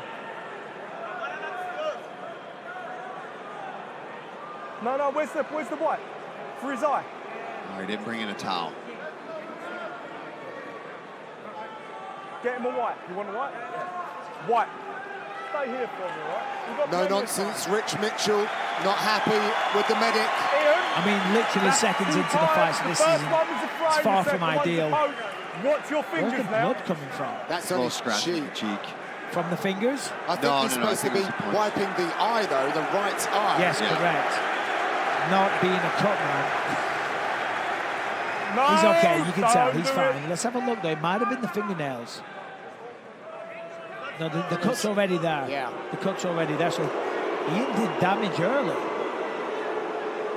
Belal got through with that shot just a little short. He has time. He has up to 5 minutes. We have plenty of time. You tell me when you're ready. So I was saying, one thing that gets forgotten or overlooked about Ian Okay, watch your fingers. is that he does have masterful footwork. You know, he floats around the octagon and will stick to a game plan, regardless of what the audience thinks of it. If they want blood, he doesn't care. Winning is paramount to him. Oh, yes. Machado Garry doesn't care for the booze. He was willing to fight Belal Muhammad in Chicago, here in the Middle East, wherever. But standing and trading for Belal is not going to be the key to victory. No. That is Ian's wheelhouse. Absolutely. He's got to try to find a way to strike in close enough so that he can get on those legs, get to a body lock. But this is where he's most dangerous, trying to get past this range of Ian Garry. That's it. You've got to use feints. You've got to throw something to get an honest reaction out of Garry. There's a good right hand. That'll get a reaction. That'll open up the takedown. He has an opportunity here, close to the fence. Sharp shooting from Machado Garry, but defended well by Muhammad. I like those kicks to the knee that Ian's using. Belal tried to come over the top with that overhand right. Ian just got out of the way. Yeah, Belal's come close a few times with that. There it is again. I'd like to see him try to shoot behind that too. Or throw a left hook on the end of it because Ian's moving to the right. He'll come right onto the left hook.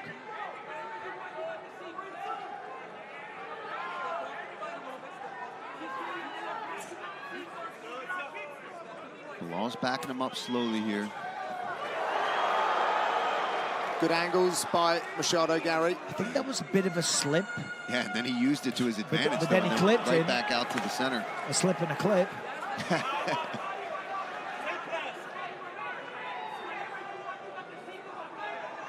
This is not where Belal wants to be against the fence, but he's doing really good on the feet. Yeah, looking at our unofficial stats, they're pretty even so far in the strikes that have landed. Oh. That is a very significant low kick, however. Think back to was it the Neil Magny fight? Yes, where he just battered his legs. He crippled him with those calf kicks. He's using that chasse kick as well that the Jackson Wink team likes so much.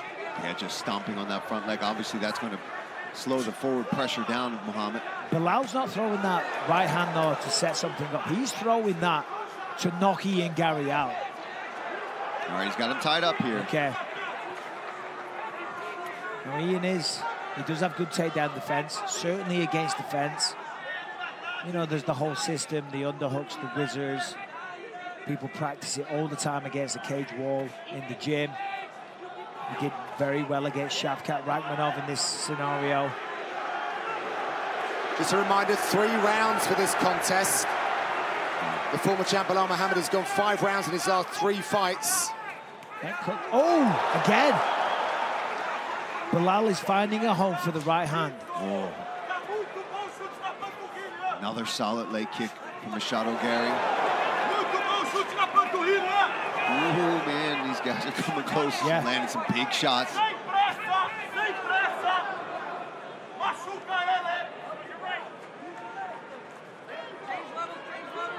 Good footwork from Muhammad. Looking to engineer those opportunities to close that distance. Another leg kick there. Clipped him again. Belal got through the left.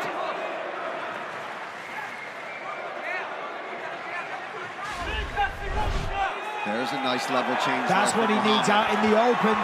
But the length of Ian Garry really helps.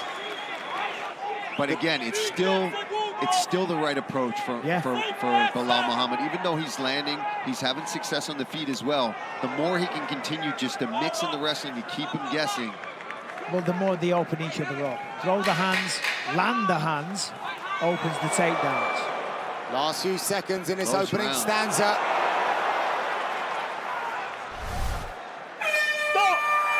Much more, scan the QR code on screen or visit ufcstore.com to start your holiday shopping today. So Ian Machado Garry landed double the significant strikes than Prates in their fight, triple the amount in the Magny fight, but he is being matched very well by Belal Muhammad here through the first round. The corner of Belal want him to slow down and not rush things. I don't know what they said in Ian Garry's corner because it wasn't Irish-English, it was very much Portuguese.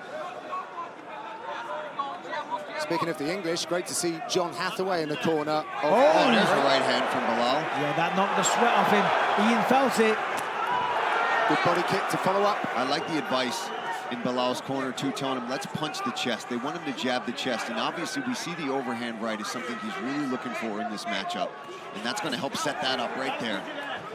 Well, it's interesting because Ian Garry's much taller, 6'3" to 5'11", but the reach advantage is only 2 inches. So relatively a shorter reach for a 6'3" man in Ian Garry. And obviously per arm, it's only an inch each. Oh, good right. Solid connection for Garry. And Machado Garry can't get away from those leg kicks. You can already see some redness on that calf of Belal Muhammad. He took him off his feet at one point.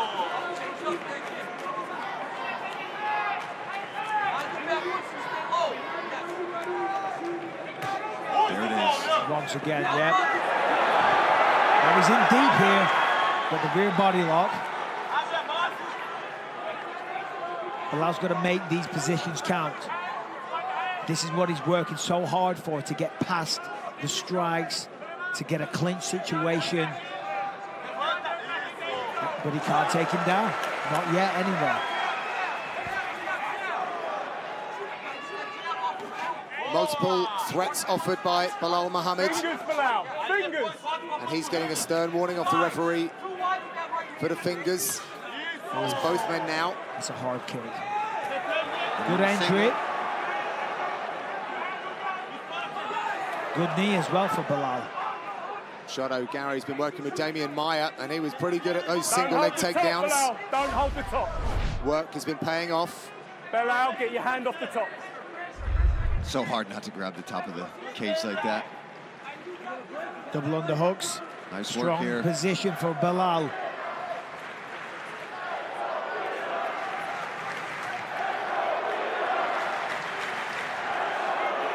Well, this is a much harder contest than what Ian Machado Garry was telling the media this week. Oh yeah, Ian genuinely believed he was going to walk right through him. And when you consider UFC 322 and the performances that we saw there. Yeah, that's why he said it couldn't play out any better. I mean, Morales and Prates, incredible performances. But I don't know if anyone wants to go up against Islam Makhachev right now. Good luck. Yeah. Another good takedown attempt here from Belal, but again, the takedown defense of Machado Garry still holding up. See if he goes for his own takedown here. He's trying to. I should say, Machado Garry was willing to fight Makhachev in Dagestan. He's very excited about the pound-for-pound #1 being at the head of their division. But he has got a big test ahead of him tonight in Belal Muhammad. Oh, I gotta watch his fingers. Hold on. That's 2 now. Yep. Take a point. And there's been a lot of conversations, given what happened in And there's UFC been a 321. warning for him to watch the fingers extended. We had Herb Dean on the podcast. He said that if this continues, there's going to be point deductions. Oh, yeah. Now, I'm not saying take a point, but what I'm saying is there needs to be ramifications and consequences. You want to what? Because there needs to be a deterrent. Doctor, come here. With the white. I'd like to see that one again. Yeah, I don't know if the fingers went in there. The fingers weren't extended. I'm not saying that Belal didn't get some glove in the eye, for sure, but... Yeah, this one wasn't. In all credit to Machado Garry, he had his hands curled, so... Ian's just stood in front of us saying it was his knuckles. He sort of led with the right hand. It's really hard to see. I don't know. Depends which eye. Which eye's he nursing? Tell me when you're ready. You're good. Okay. Let's go. Close the door out. Ian, be careful with your fingers. Close. Clean shot. Go. The referee should have said one more time, and you're losing a point. I don't care if it's unintentional. All right, back to action. Under a minute left in round #2. It might have been a fair shot anyway, regardless.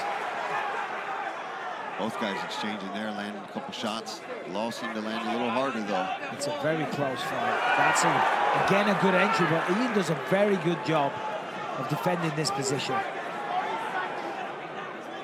Ian Machado Garry corner. They're asking for more calf kicks out of their man. Right now, he's got to fend off this takedown attempt. And that's a good idea, though, the calf kicks, because he's brutalizing that lower left leg of Belal Muhammad. Last few seconds in round #2. As Belal Muhammad looks to bully Ian Machado Garry against the fence. Good elbow. Professional fights. Here we go, third and final round. Paul Felder, the corner worker of Belal Muhammad. They believe their man is 2 down. Yeah, and it's a close fight. Maybe that's just to really keep him focused, keep him motivated, and try to go out there for this finish, because ultimately, with what's going on in the welterweight division, that is important, right? You can't just come out here and maybe squeak by with the decision either way. You got to try to go for the finish. But I'm not here scoring in any way, but I don't know how I have it scored. Well, Belal's looking good right now. Cracked him there. Gets a reaction out of the crowd, the pro-Muhammad crowd. There's that calf kick and the side-to-side lateral movement. Signature Ian Garry. It's a very close fight regardless.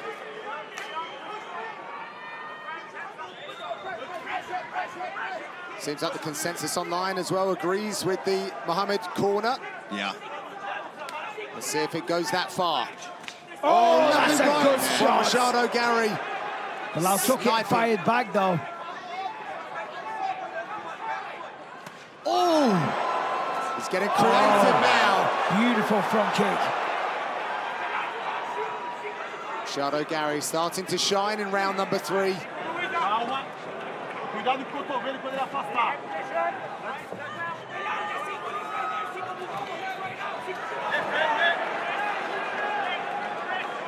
Good job again avoiding the takedown.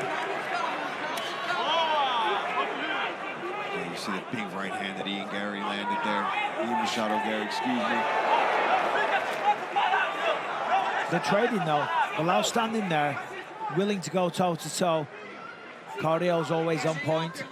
The chin standing up to the test. Took a lot of damage, good entry. But every time, Ian does such a good job of defending here. And Ian just mixing up the targets too, attacking the legs, throwing more kicks, maybe landing the cleaner shots throughout the fight.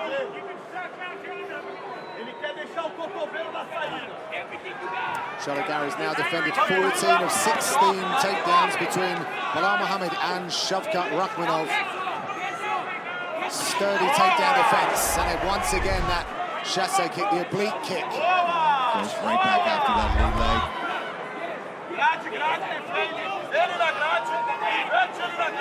Plowing forward once again comes Belal Muhammad. Yeah, I think if Belal's going to win this fight, he needs a takedown. He needs some control, some damage on the ground. I think I agree with the corner. Ian Garry's just... That's a good attempt. Ian has landed the cleaner shots, done the more damage. Yeah, some people seem to have a 1-1. A lot of people 2-0 for Machado Garry. So third round is very definitely important. competitive, though. I mean, this is no doubt. Certainly a good sign for. Oh, he tried to capitalize on that, push him back down. It's a good sign for Belal, though. Machado Garry back up like a jack in the box. You know, after the crushing loss to Jack Della Maddalena. Yeah, he's undeterred. Showing, that he's still got it. He's still got the fire. Oh, cuffing shot from Machado Garry. The Irishman looks very dialed in. Good head movement there to avoid the counter. Does such a good job of getting both those underhooks right away, turning Belal onto the fence. I wouldn't mind seeing this over 5 as well, you know. Yeah, it would have been a good 5-rounder.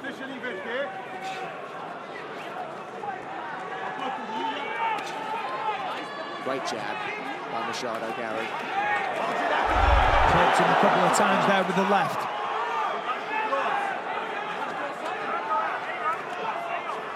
Dirty boxing attempt from Belal Muhammad.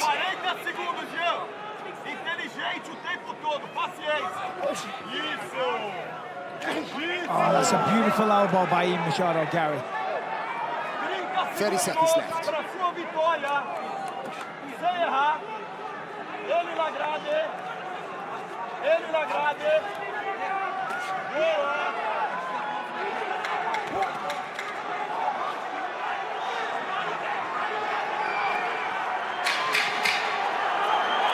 Combination coming back from Belal Muhammad.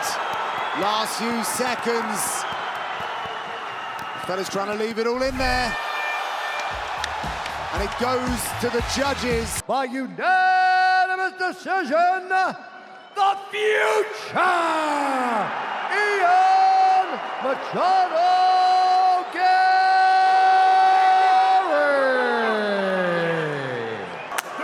Over more than 10 years, here we go. Welterweight championship is underway. Makhachev in the white opens with a low leg kick.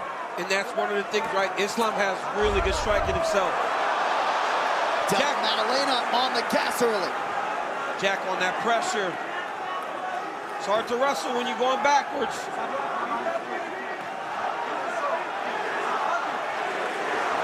I thought the one thing Jack did really well against Belal was he was the one that set the tempo of the fight. He has to do that tonight again.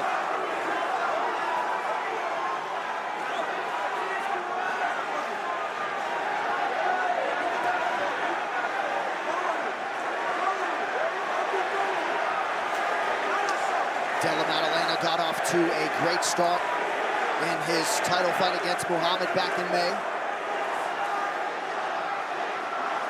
Islam has already landed 2 very hard calf kicks. Oh!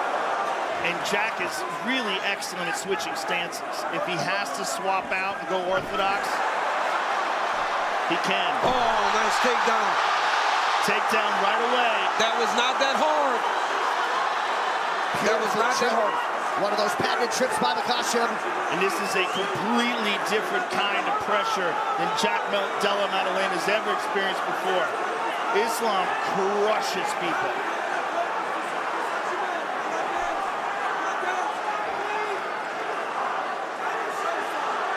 So some early momentum for the challenger, working off of his first takedown here less than 2 minutes in. Islam was able to take that single leg, peel it outside, running back to the other side and put him on his butt. Now he's controlling that far side underhook and really trying to wear on Jack Della. Jack Della's got to try to find a way to get that right hand back inside to start the get-up process. And it's always a process, but like you said, Joe, against this type of top pressure, it's a real challenge getting back to your feet. It's very different than anything he's experienced before. Yes, this is not Ramazan Amib, nor Gilbert Burns, nor Belal Muhammad. This is the recent pound-for-pound king. And it's also an Islam Makhachev that is not drained, right? So he's not struggling to get down to 155 pounds. And they're fresh. They just started the fight. Jack's almost up here.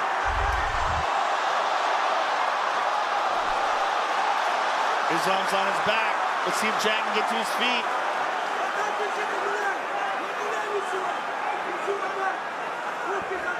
Jack's on his feet. Oh, he's got to be careful here. Jack's got to be very careful with his neck. He's got his back fully, completely locked in now.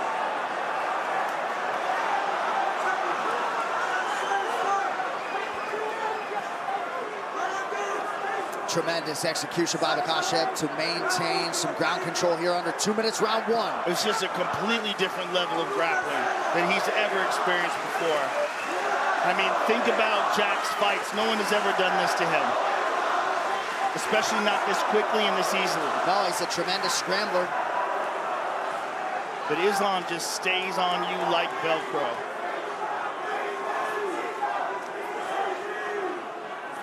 And honestly, it's a 5-round fight. So for Jack Della Maddalena, he's got to just stay present, right? I drop one, it's not a big deal. I just have to make sure that the next round, it doesn't start like this again. Because not only does the wrestling and the grappling chip away at your cardio, it starts to chip away at the mind. Because then you start going, oh, well, he's just going to keep wrestling. Then you get very limited in how you attack. Jack's got to stay the course if he wants to keep this title. Islam's pummeling under with that right arm. He keeps looking for the darts. He's trying to go guillotine, and if he gets that, he's trying to go to the front headlock. If he gets the front headlock, then he will sit and get you into that choke. Oh, he's cinching it up. He's cinching it up. It's the same choke that he got Moicano with, Poirier with. And he finishes it up in such an unusual way, the way he grabs his own forearm instead of going all the way to the bicep. Jack did a good job of recognizing and getting back to his back. Just staying in safe, just getting to safety, opposed to taking too many chances.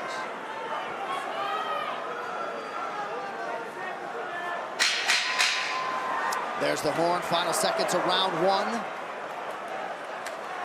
Some late kicks from Della Maddalena. That's illegal. That was a foul right at the end of the round. He's down. His knees here. His knees here. The feet, round two. Jack's got to be careful. He just got to move his feet. That was too easy for Islam to grab that single leg.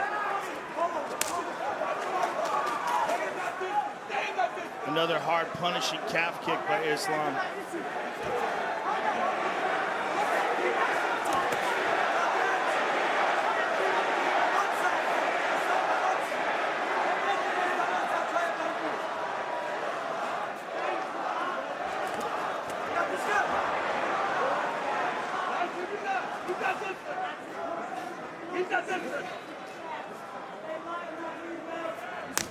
Another kick by Makhachev. He's throwing a lot of leg kicks tonight, Joe.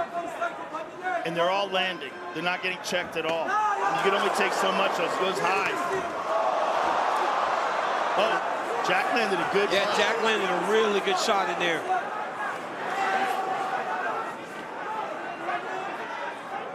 Jack's got to get his back off the fence. Makhachev is going to start trying to play with his feet, with his legs. to try to take him to the ground. That's not the best decision. No. Jack made a mistake there. He went over the top of a whizzer. He's going to end up on the bottom here now. When you got a whizzer, you cannot step over it because if they hip into you, you end up on the bottom. Makhachev working right in front of his corner. Khabib Nurmagomedov and the rest.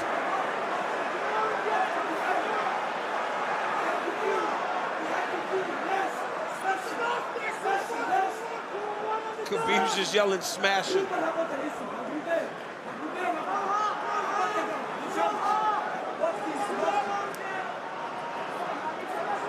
Javier Mendez, Usman Nurmagomedov over there as well.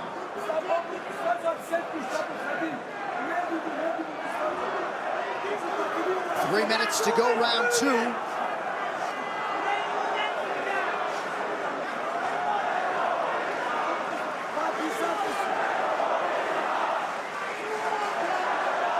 If you're Jack Della, champ, what are you trying to do here?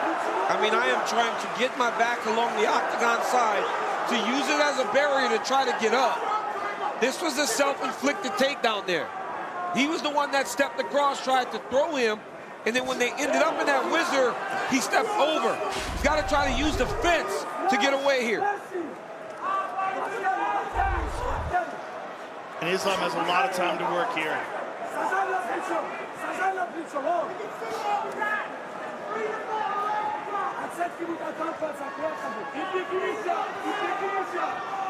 Right here, John, you see how he's got his feet on the wall?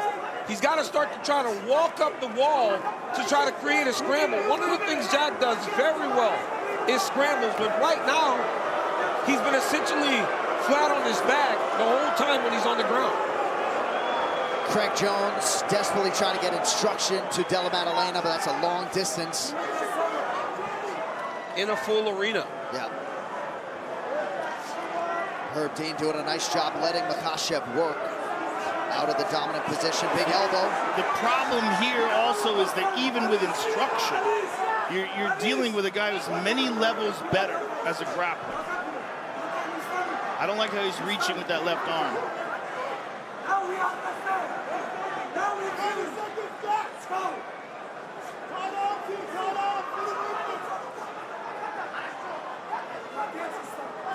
Islam is trying to capture that left arm, and he can finish that even from half guard.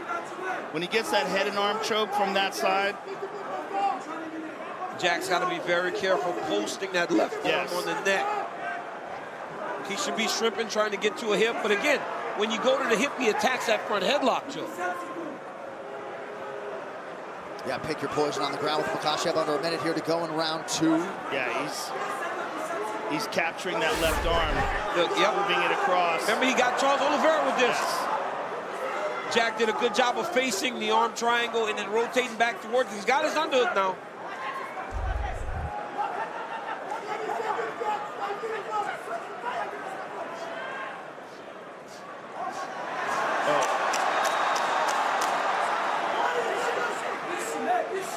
He's getting clubbed by those elbows. Great job by Islam. Jack's almost back up to his feet. He's back up. He got amazing.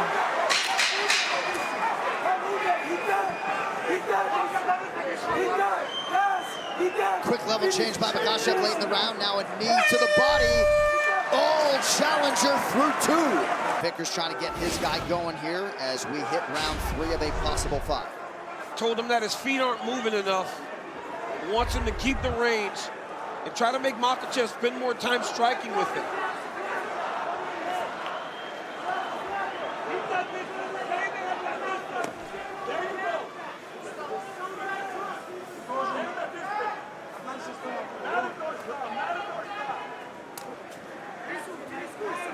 A super aggressive start in round one from Della Maddalena. Bit more pause ever since. Another calf kick. Jack has got to be the one going forward. He cannot allow Makhachev to move him backwards.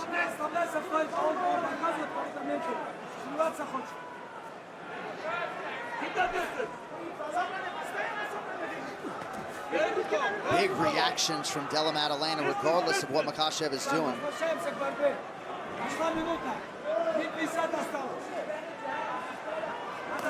Oh, that would hurt him. He's hurt. I was suspecting that leg was hurt already, just by the way he's moving and the fact he's throwing a lot of kicks with that right leg as opposed to planting it. And now he switched. I'm being told Nurmagomedov in the corner doesn't like the striking as much as we do. He said, I don't care, get back to the wrestling. Oh, big power by Jack. Body shots and an uppercut, and maybe that's why.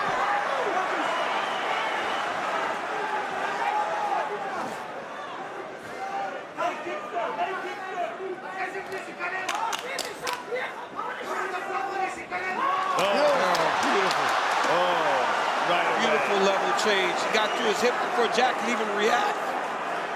I mean, his hands were locked by the time Della Maddalena realized he was even in on him. He's pummeling under that arm.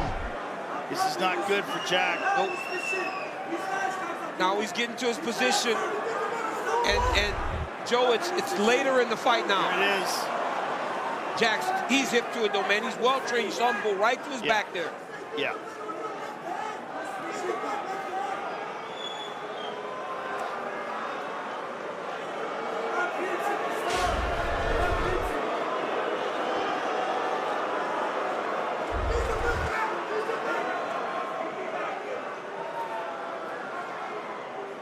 Jack has got to find an underhook. You cannot allow him to have control under on both sides there. You can't get off your back flat if he's got two underhooks on.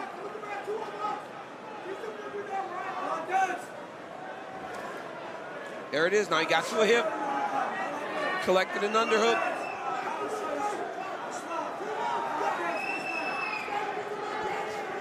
I definitely think the question has been answered whether or not Islam is big enough for 170.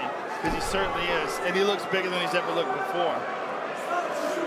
And Belal Muhammad had such a hard time controlling Della Maddalena in any ground situation. This guy's got almost 9 minutes of control time already. Well, when Jack has gone down, he hasn't been able to get away from him. Honestly, he got away from him that one time along the octagon side. But every other time, he's essentially just been kind of stuck on his back. I don't know if he's wincing in pain or... like a knee or something whenever he got taken down. He did have a weird face as the takedown was happening. I'd love to see it when we get to the end of the round if we do. I bet it has a lot to do with that calf. That calf, yep.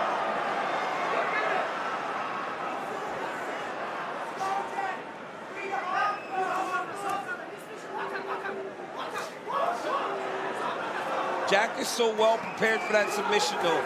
If Islam's going to get that, it's going to come off of damage from the strikes, and Jack will make a mistake that allows him to chase down the submission. And fatigue. Yes. Carrying all this weight, all that pressure.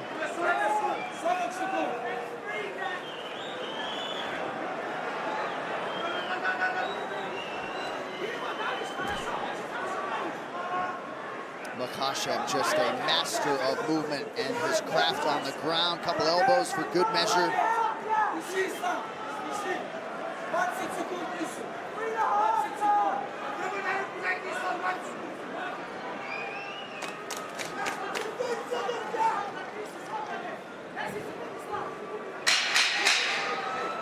Right here, Islam's just trying to make him carry his weight. Just keep trying to fatigue Jack. But again, like, why is he engaging him there? Never seen a look like that on Della Maddalena's face. Discouraged. Just not even knowing what to do, listless. Yeah, he's having a hard time just standing on that right leg.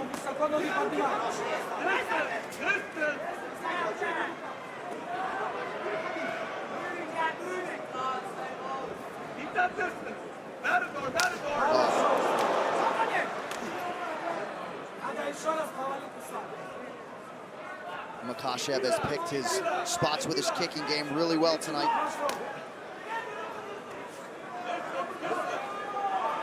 Watch those fingers. Well, Islam Makhachev was the #1 pound-for-pound fighter in the world when he successfully defended his lightweight belt earlier this year. Seemed to lose that distinction while not competing, but showing you that he is still very much of that ilk. You know, when we spoke about Jack kind of starting the fight with Belal and making him fight, Jack was able to find his rhythm. he hasn't been able to do that because Islam's fainting at him so much. Then he'll kick him, and then when Jack does decide to go, he takes him down. It's all about Jack trying to find the rhythm, and he hasn't been able to develop that.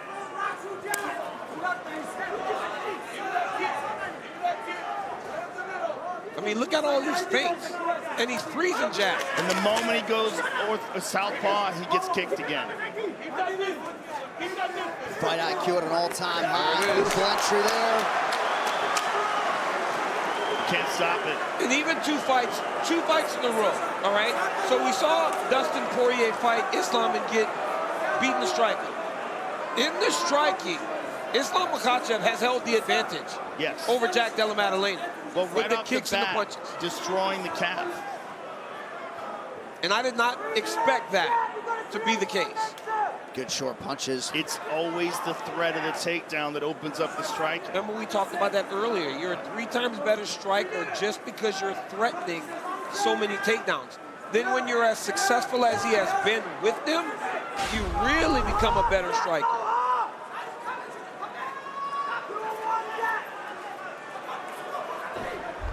Now Jack's getting desperate.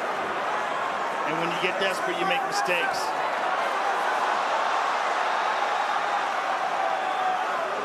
Body triangle now for Makhachev.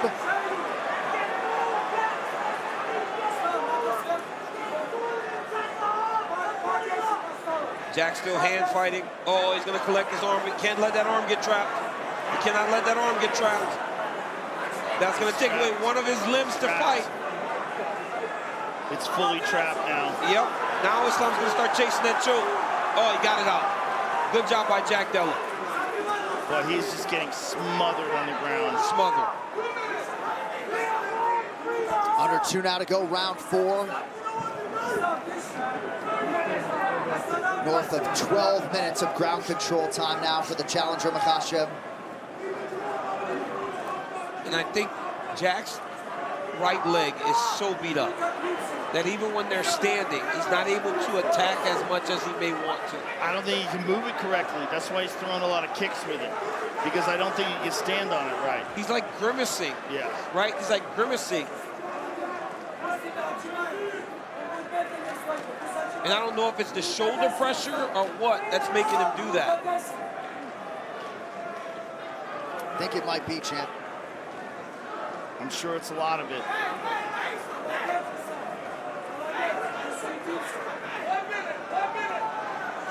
With the bruising on that calf. Dean Thomas, what do you have? You know, Jack has been so inefficient in his half guard because he hasn't been able to use his top leg to create a strong enough knee frame to create enough space to get Makhachev off of him. He's got to get that top leg in between him and Makhachev to create some space, and maybe it'll give him a chance to get up, to get back to his feet.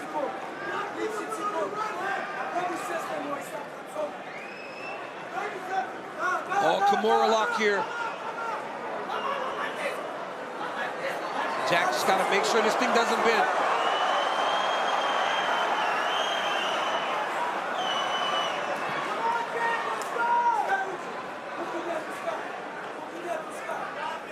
Makhachev just so thoughtful in transition, patient. Oh, he's like winking over here. Yeah. He's like actually winking.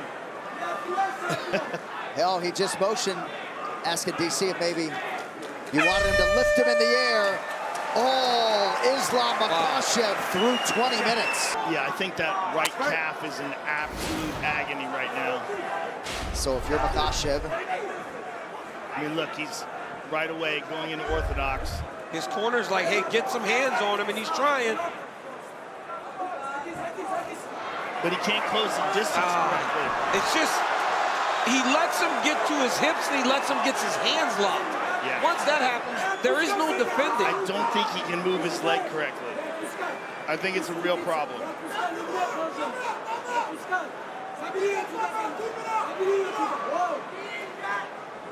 He's going back to that Kimura.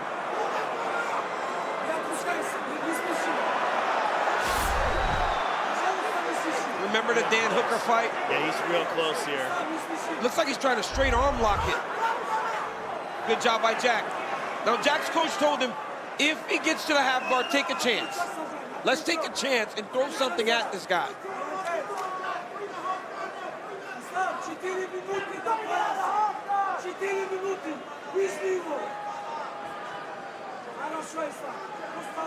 I mean, for Islam, this is the game plan.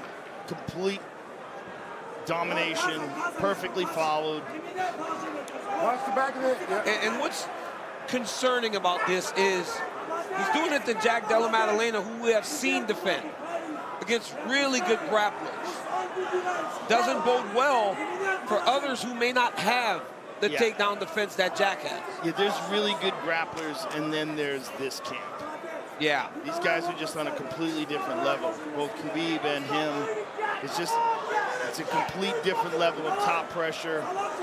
And I'll tell you one thing, right? There's some Dagestani wrestlers that are very good. They're not like Islam and Khabib. Right. Islam and Khabib spent time with Abdul-Manap. He was their prized pupils, and I believe that what he taught them carries a little bit something different than what anybody else can learn since he passed. Because I never would have thought he would have been able to control Jack Della Maddalena in this way. Yeah, complete control. I remember how excited Della Maddalena was to fight Ramazan Amim in his second UFC fight. I want this Dagestani wrestler test, and this is the real. This is the test. I was asked about this fight, and I go, man, this is a hard one for Islam Makhachev. And it hasn't proven to be. I mean, even the Valentina fight, I felt the same way. But the betting line gave a lot of people pause. Yes. It looks just. But it's the same thing, but this time we got the smaller guy going up and doing this. But again, he's so big for 55. Yeah. I mean, I think he was killing himself to get to 55, which is why he didn't want to do it anymore. And now look, zero endurance problems, no fade whatsoever, no strength problems at all. Looks every bit of a 170-pound champion. Yeah, well, he's a minute and 50 seconds from becoming the 170-pound champion. Or maybe quicker. Oh, look at Jack, look at Jack. Yeah. I just don't understand. I don't understand the grimace that we're seeing. I don't know if there's something that happened in the fight, an injury, or... I think we'll find out. Yeah. You got to admire the toughness, the resolve, the unsubmittability seemingly from Della Maddalena, but no. Oh, he's starting to get to that position, Joe. He's got it. Oh, Jack did a good job. Jack has been well prepared. If there was one thing they did really well, was they got him ready for this. Because he has defended this at every turn. Well, that's Craig Jones.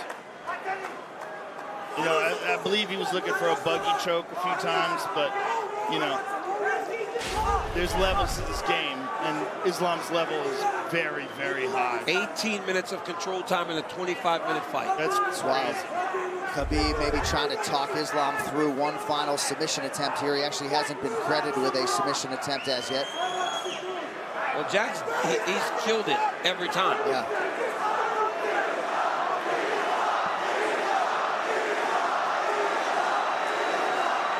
And now Khabib is cheerleading the crowd as the Islam chants rain down 20 seconds away. You could just sense the frustration in the Jack Della Maddalena corner between rounds. You know Jack's going to be frustrated himself because you're prepared for this.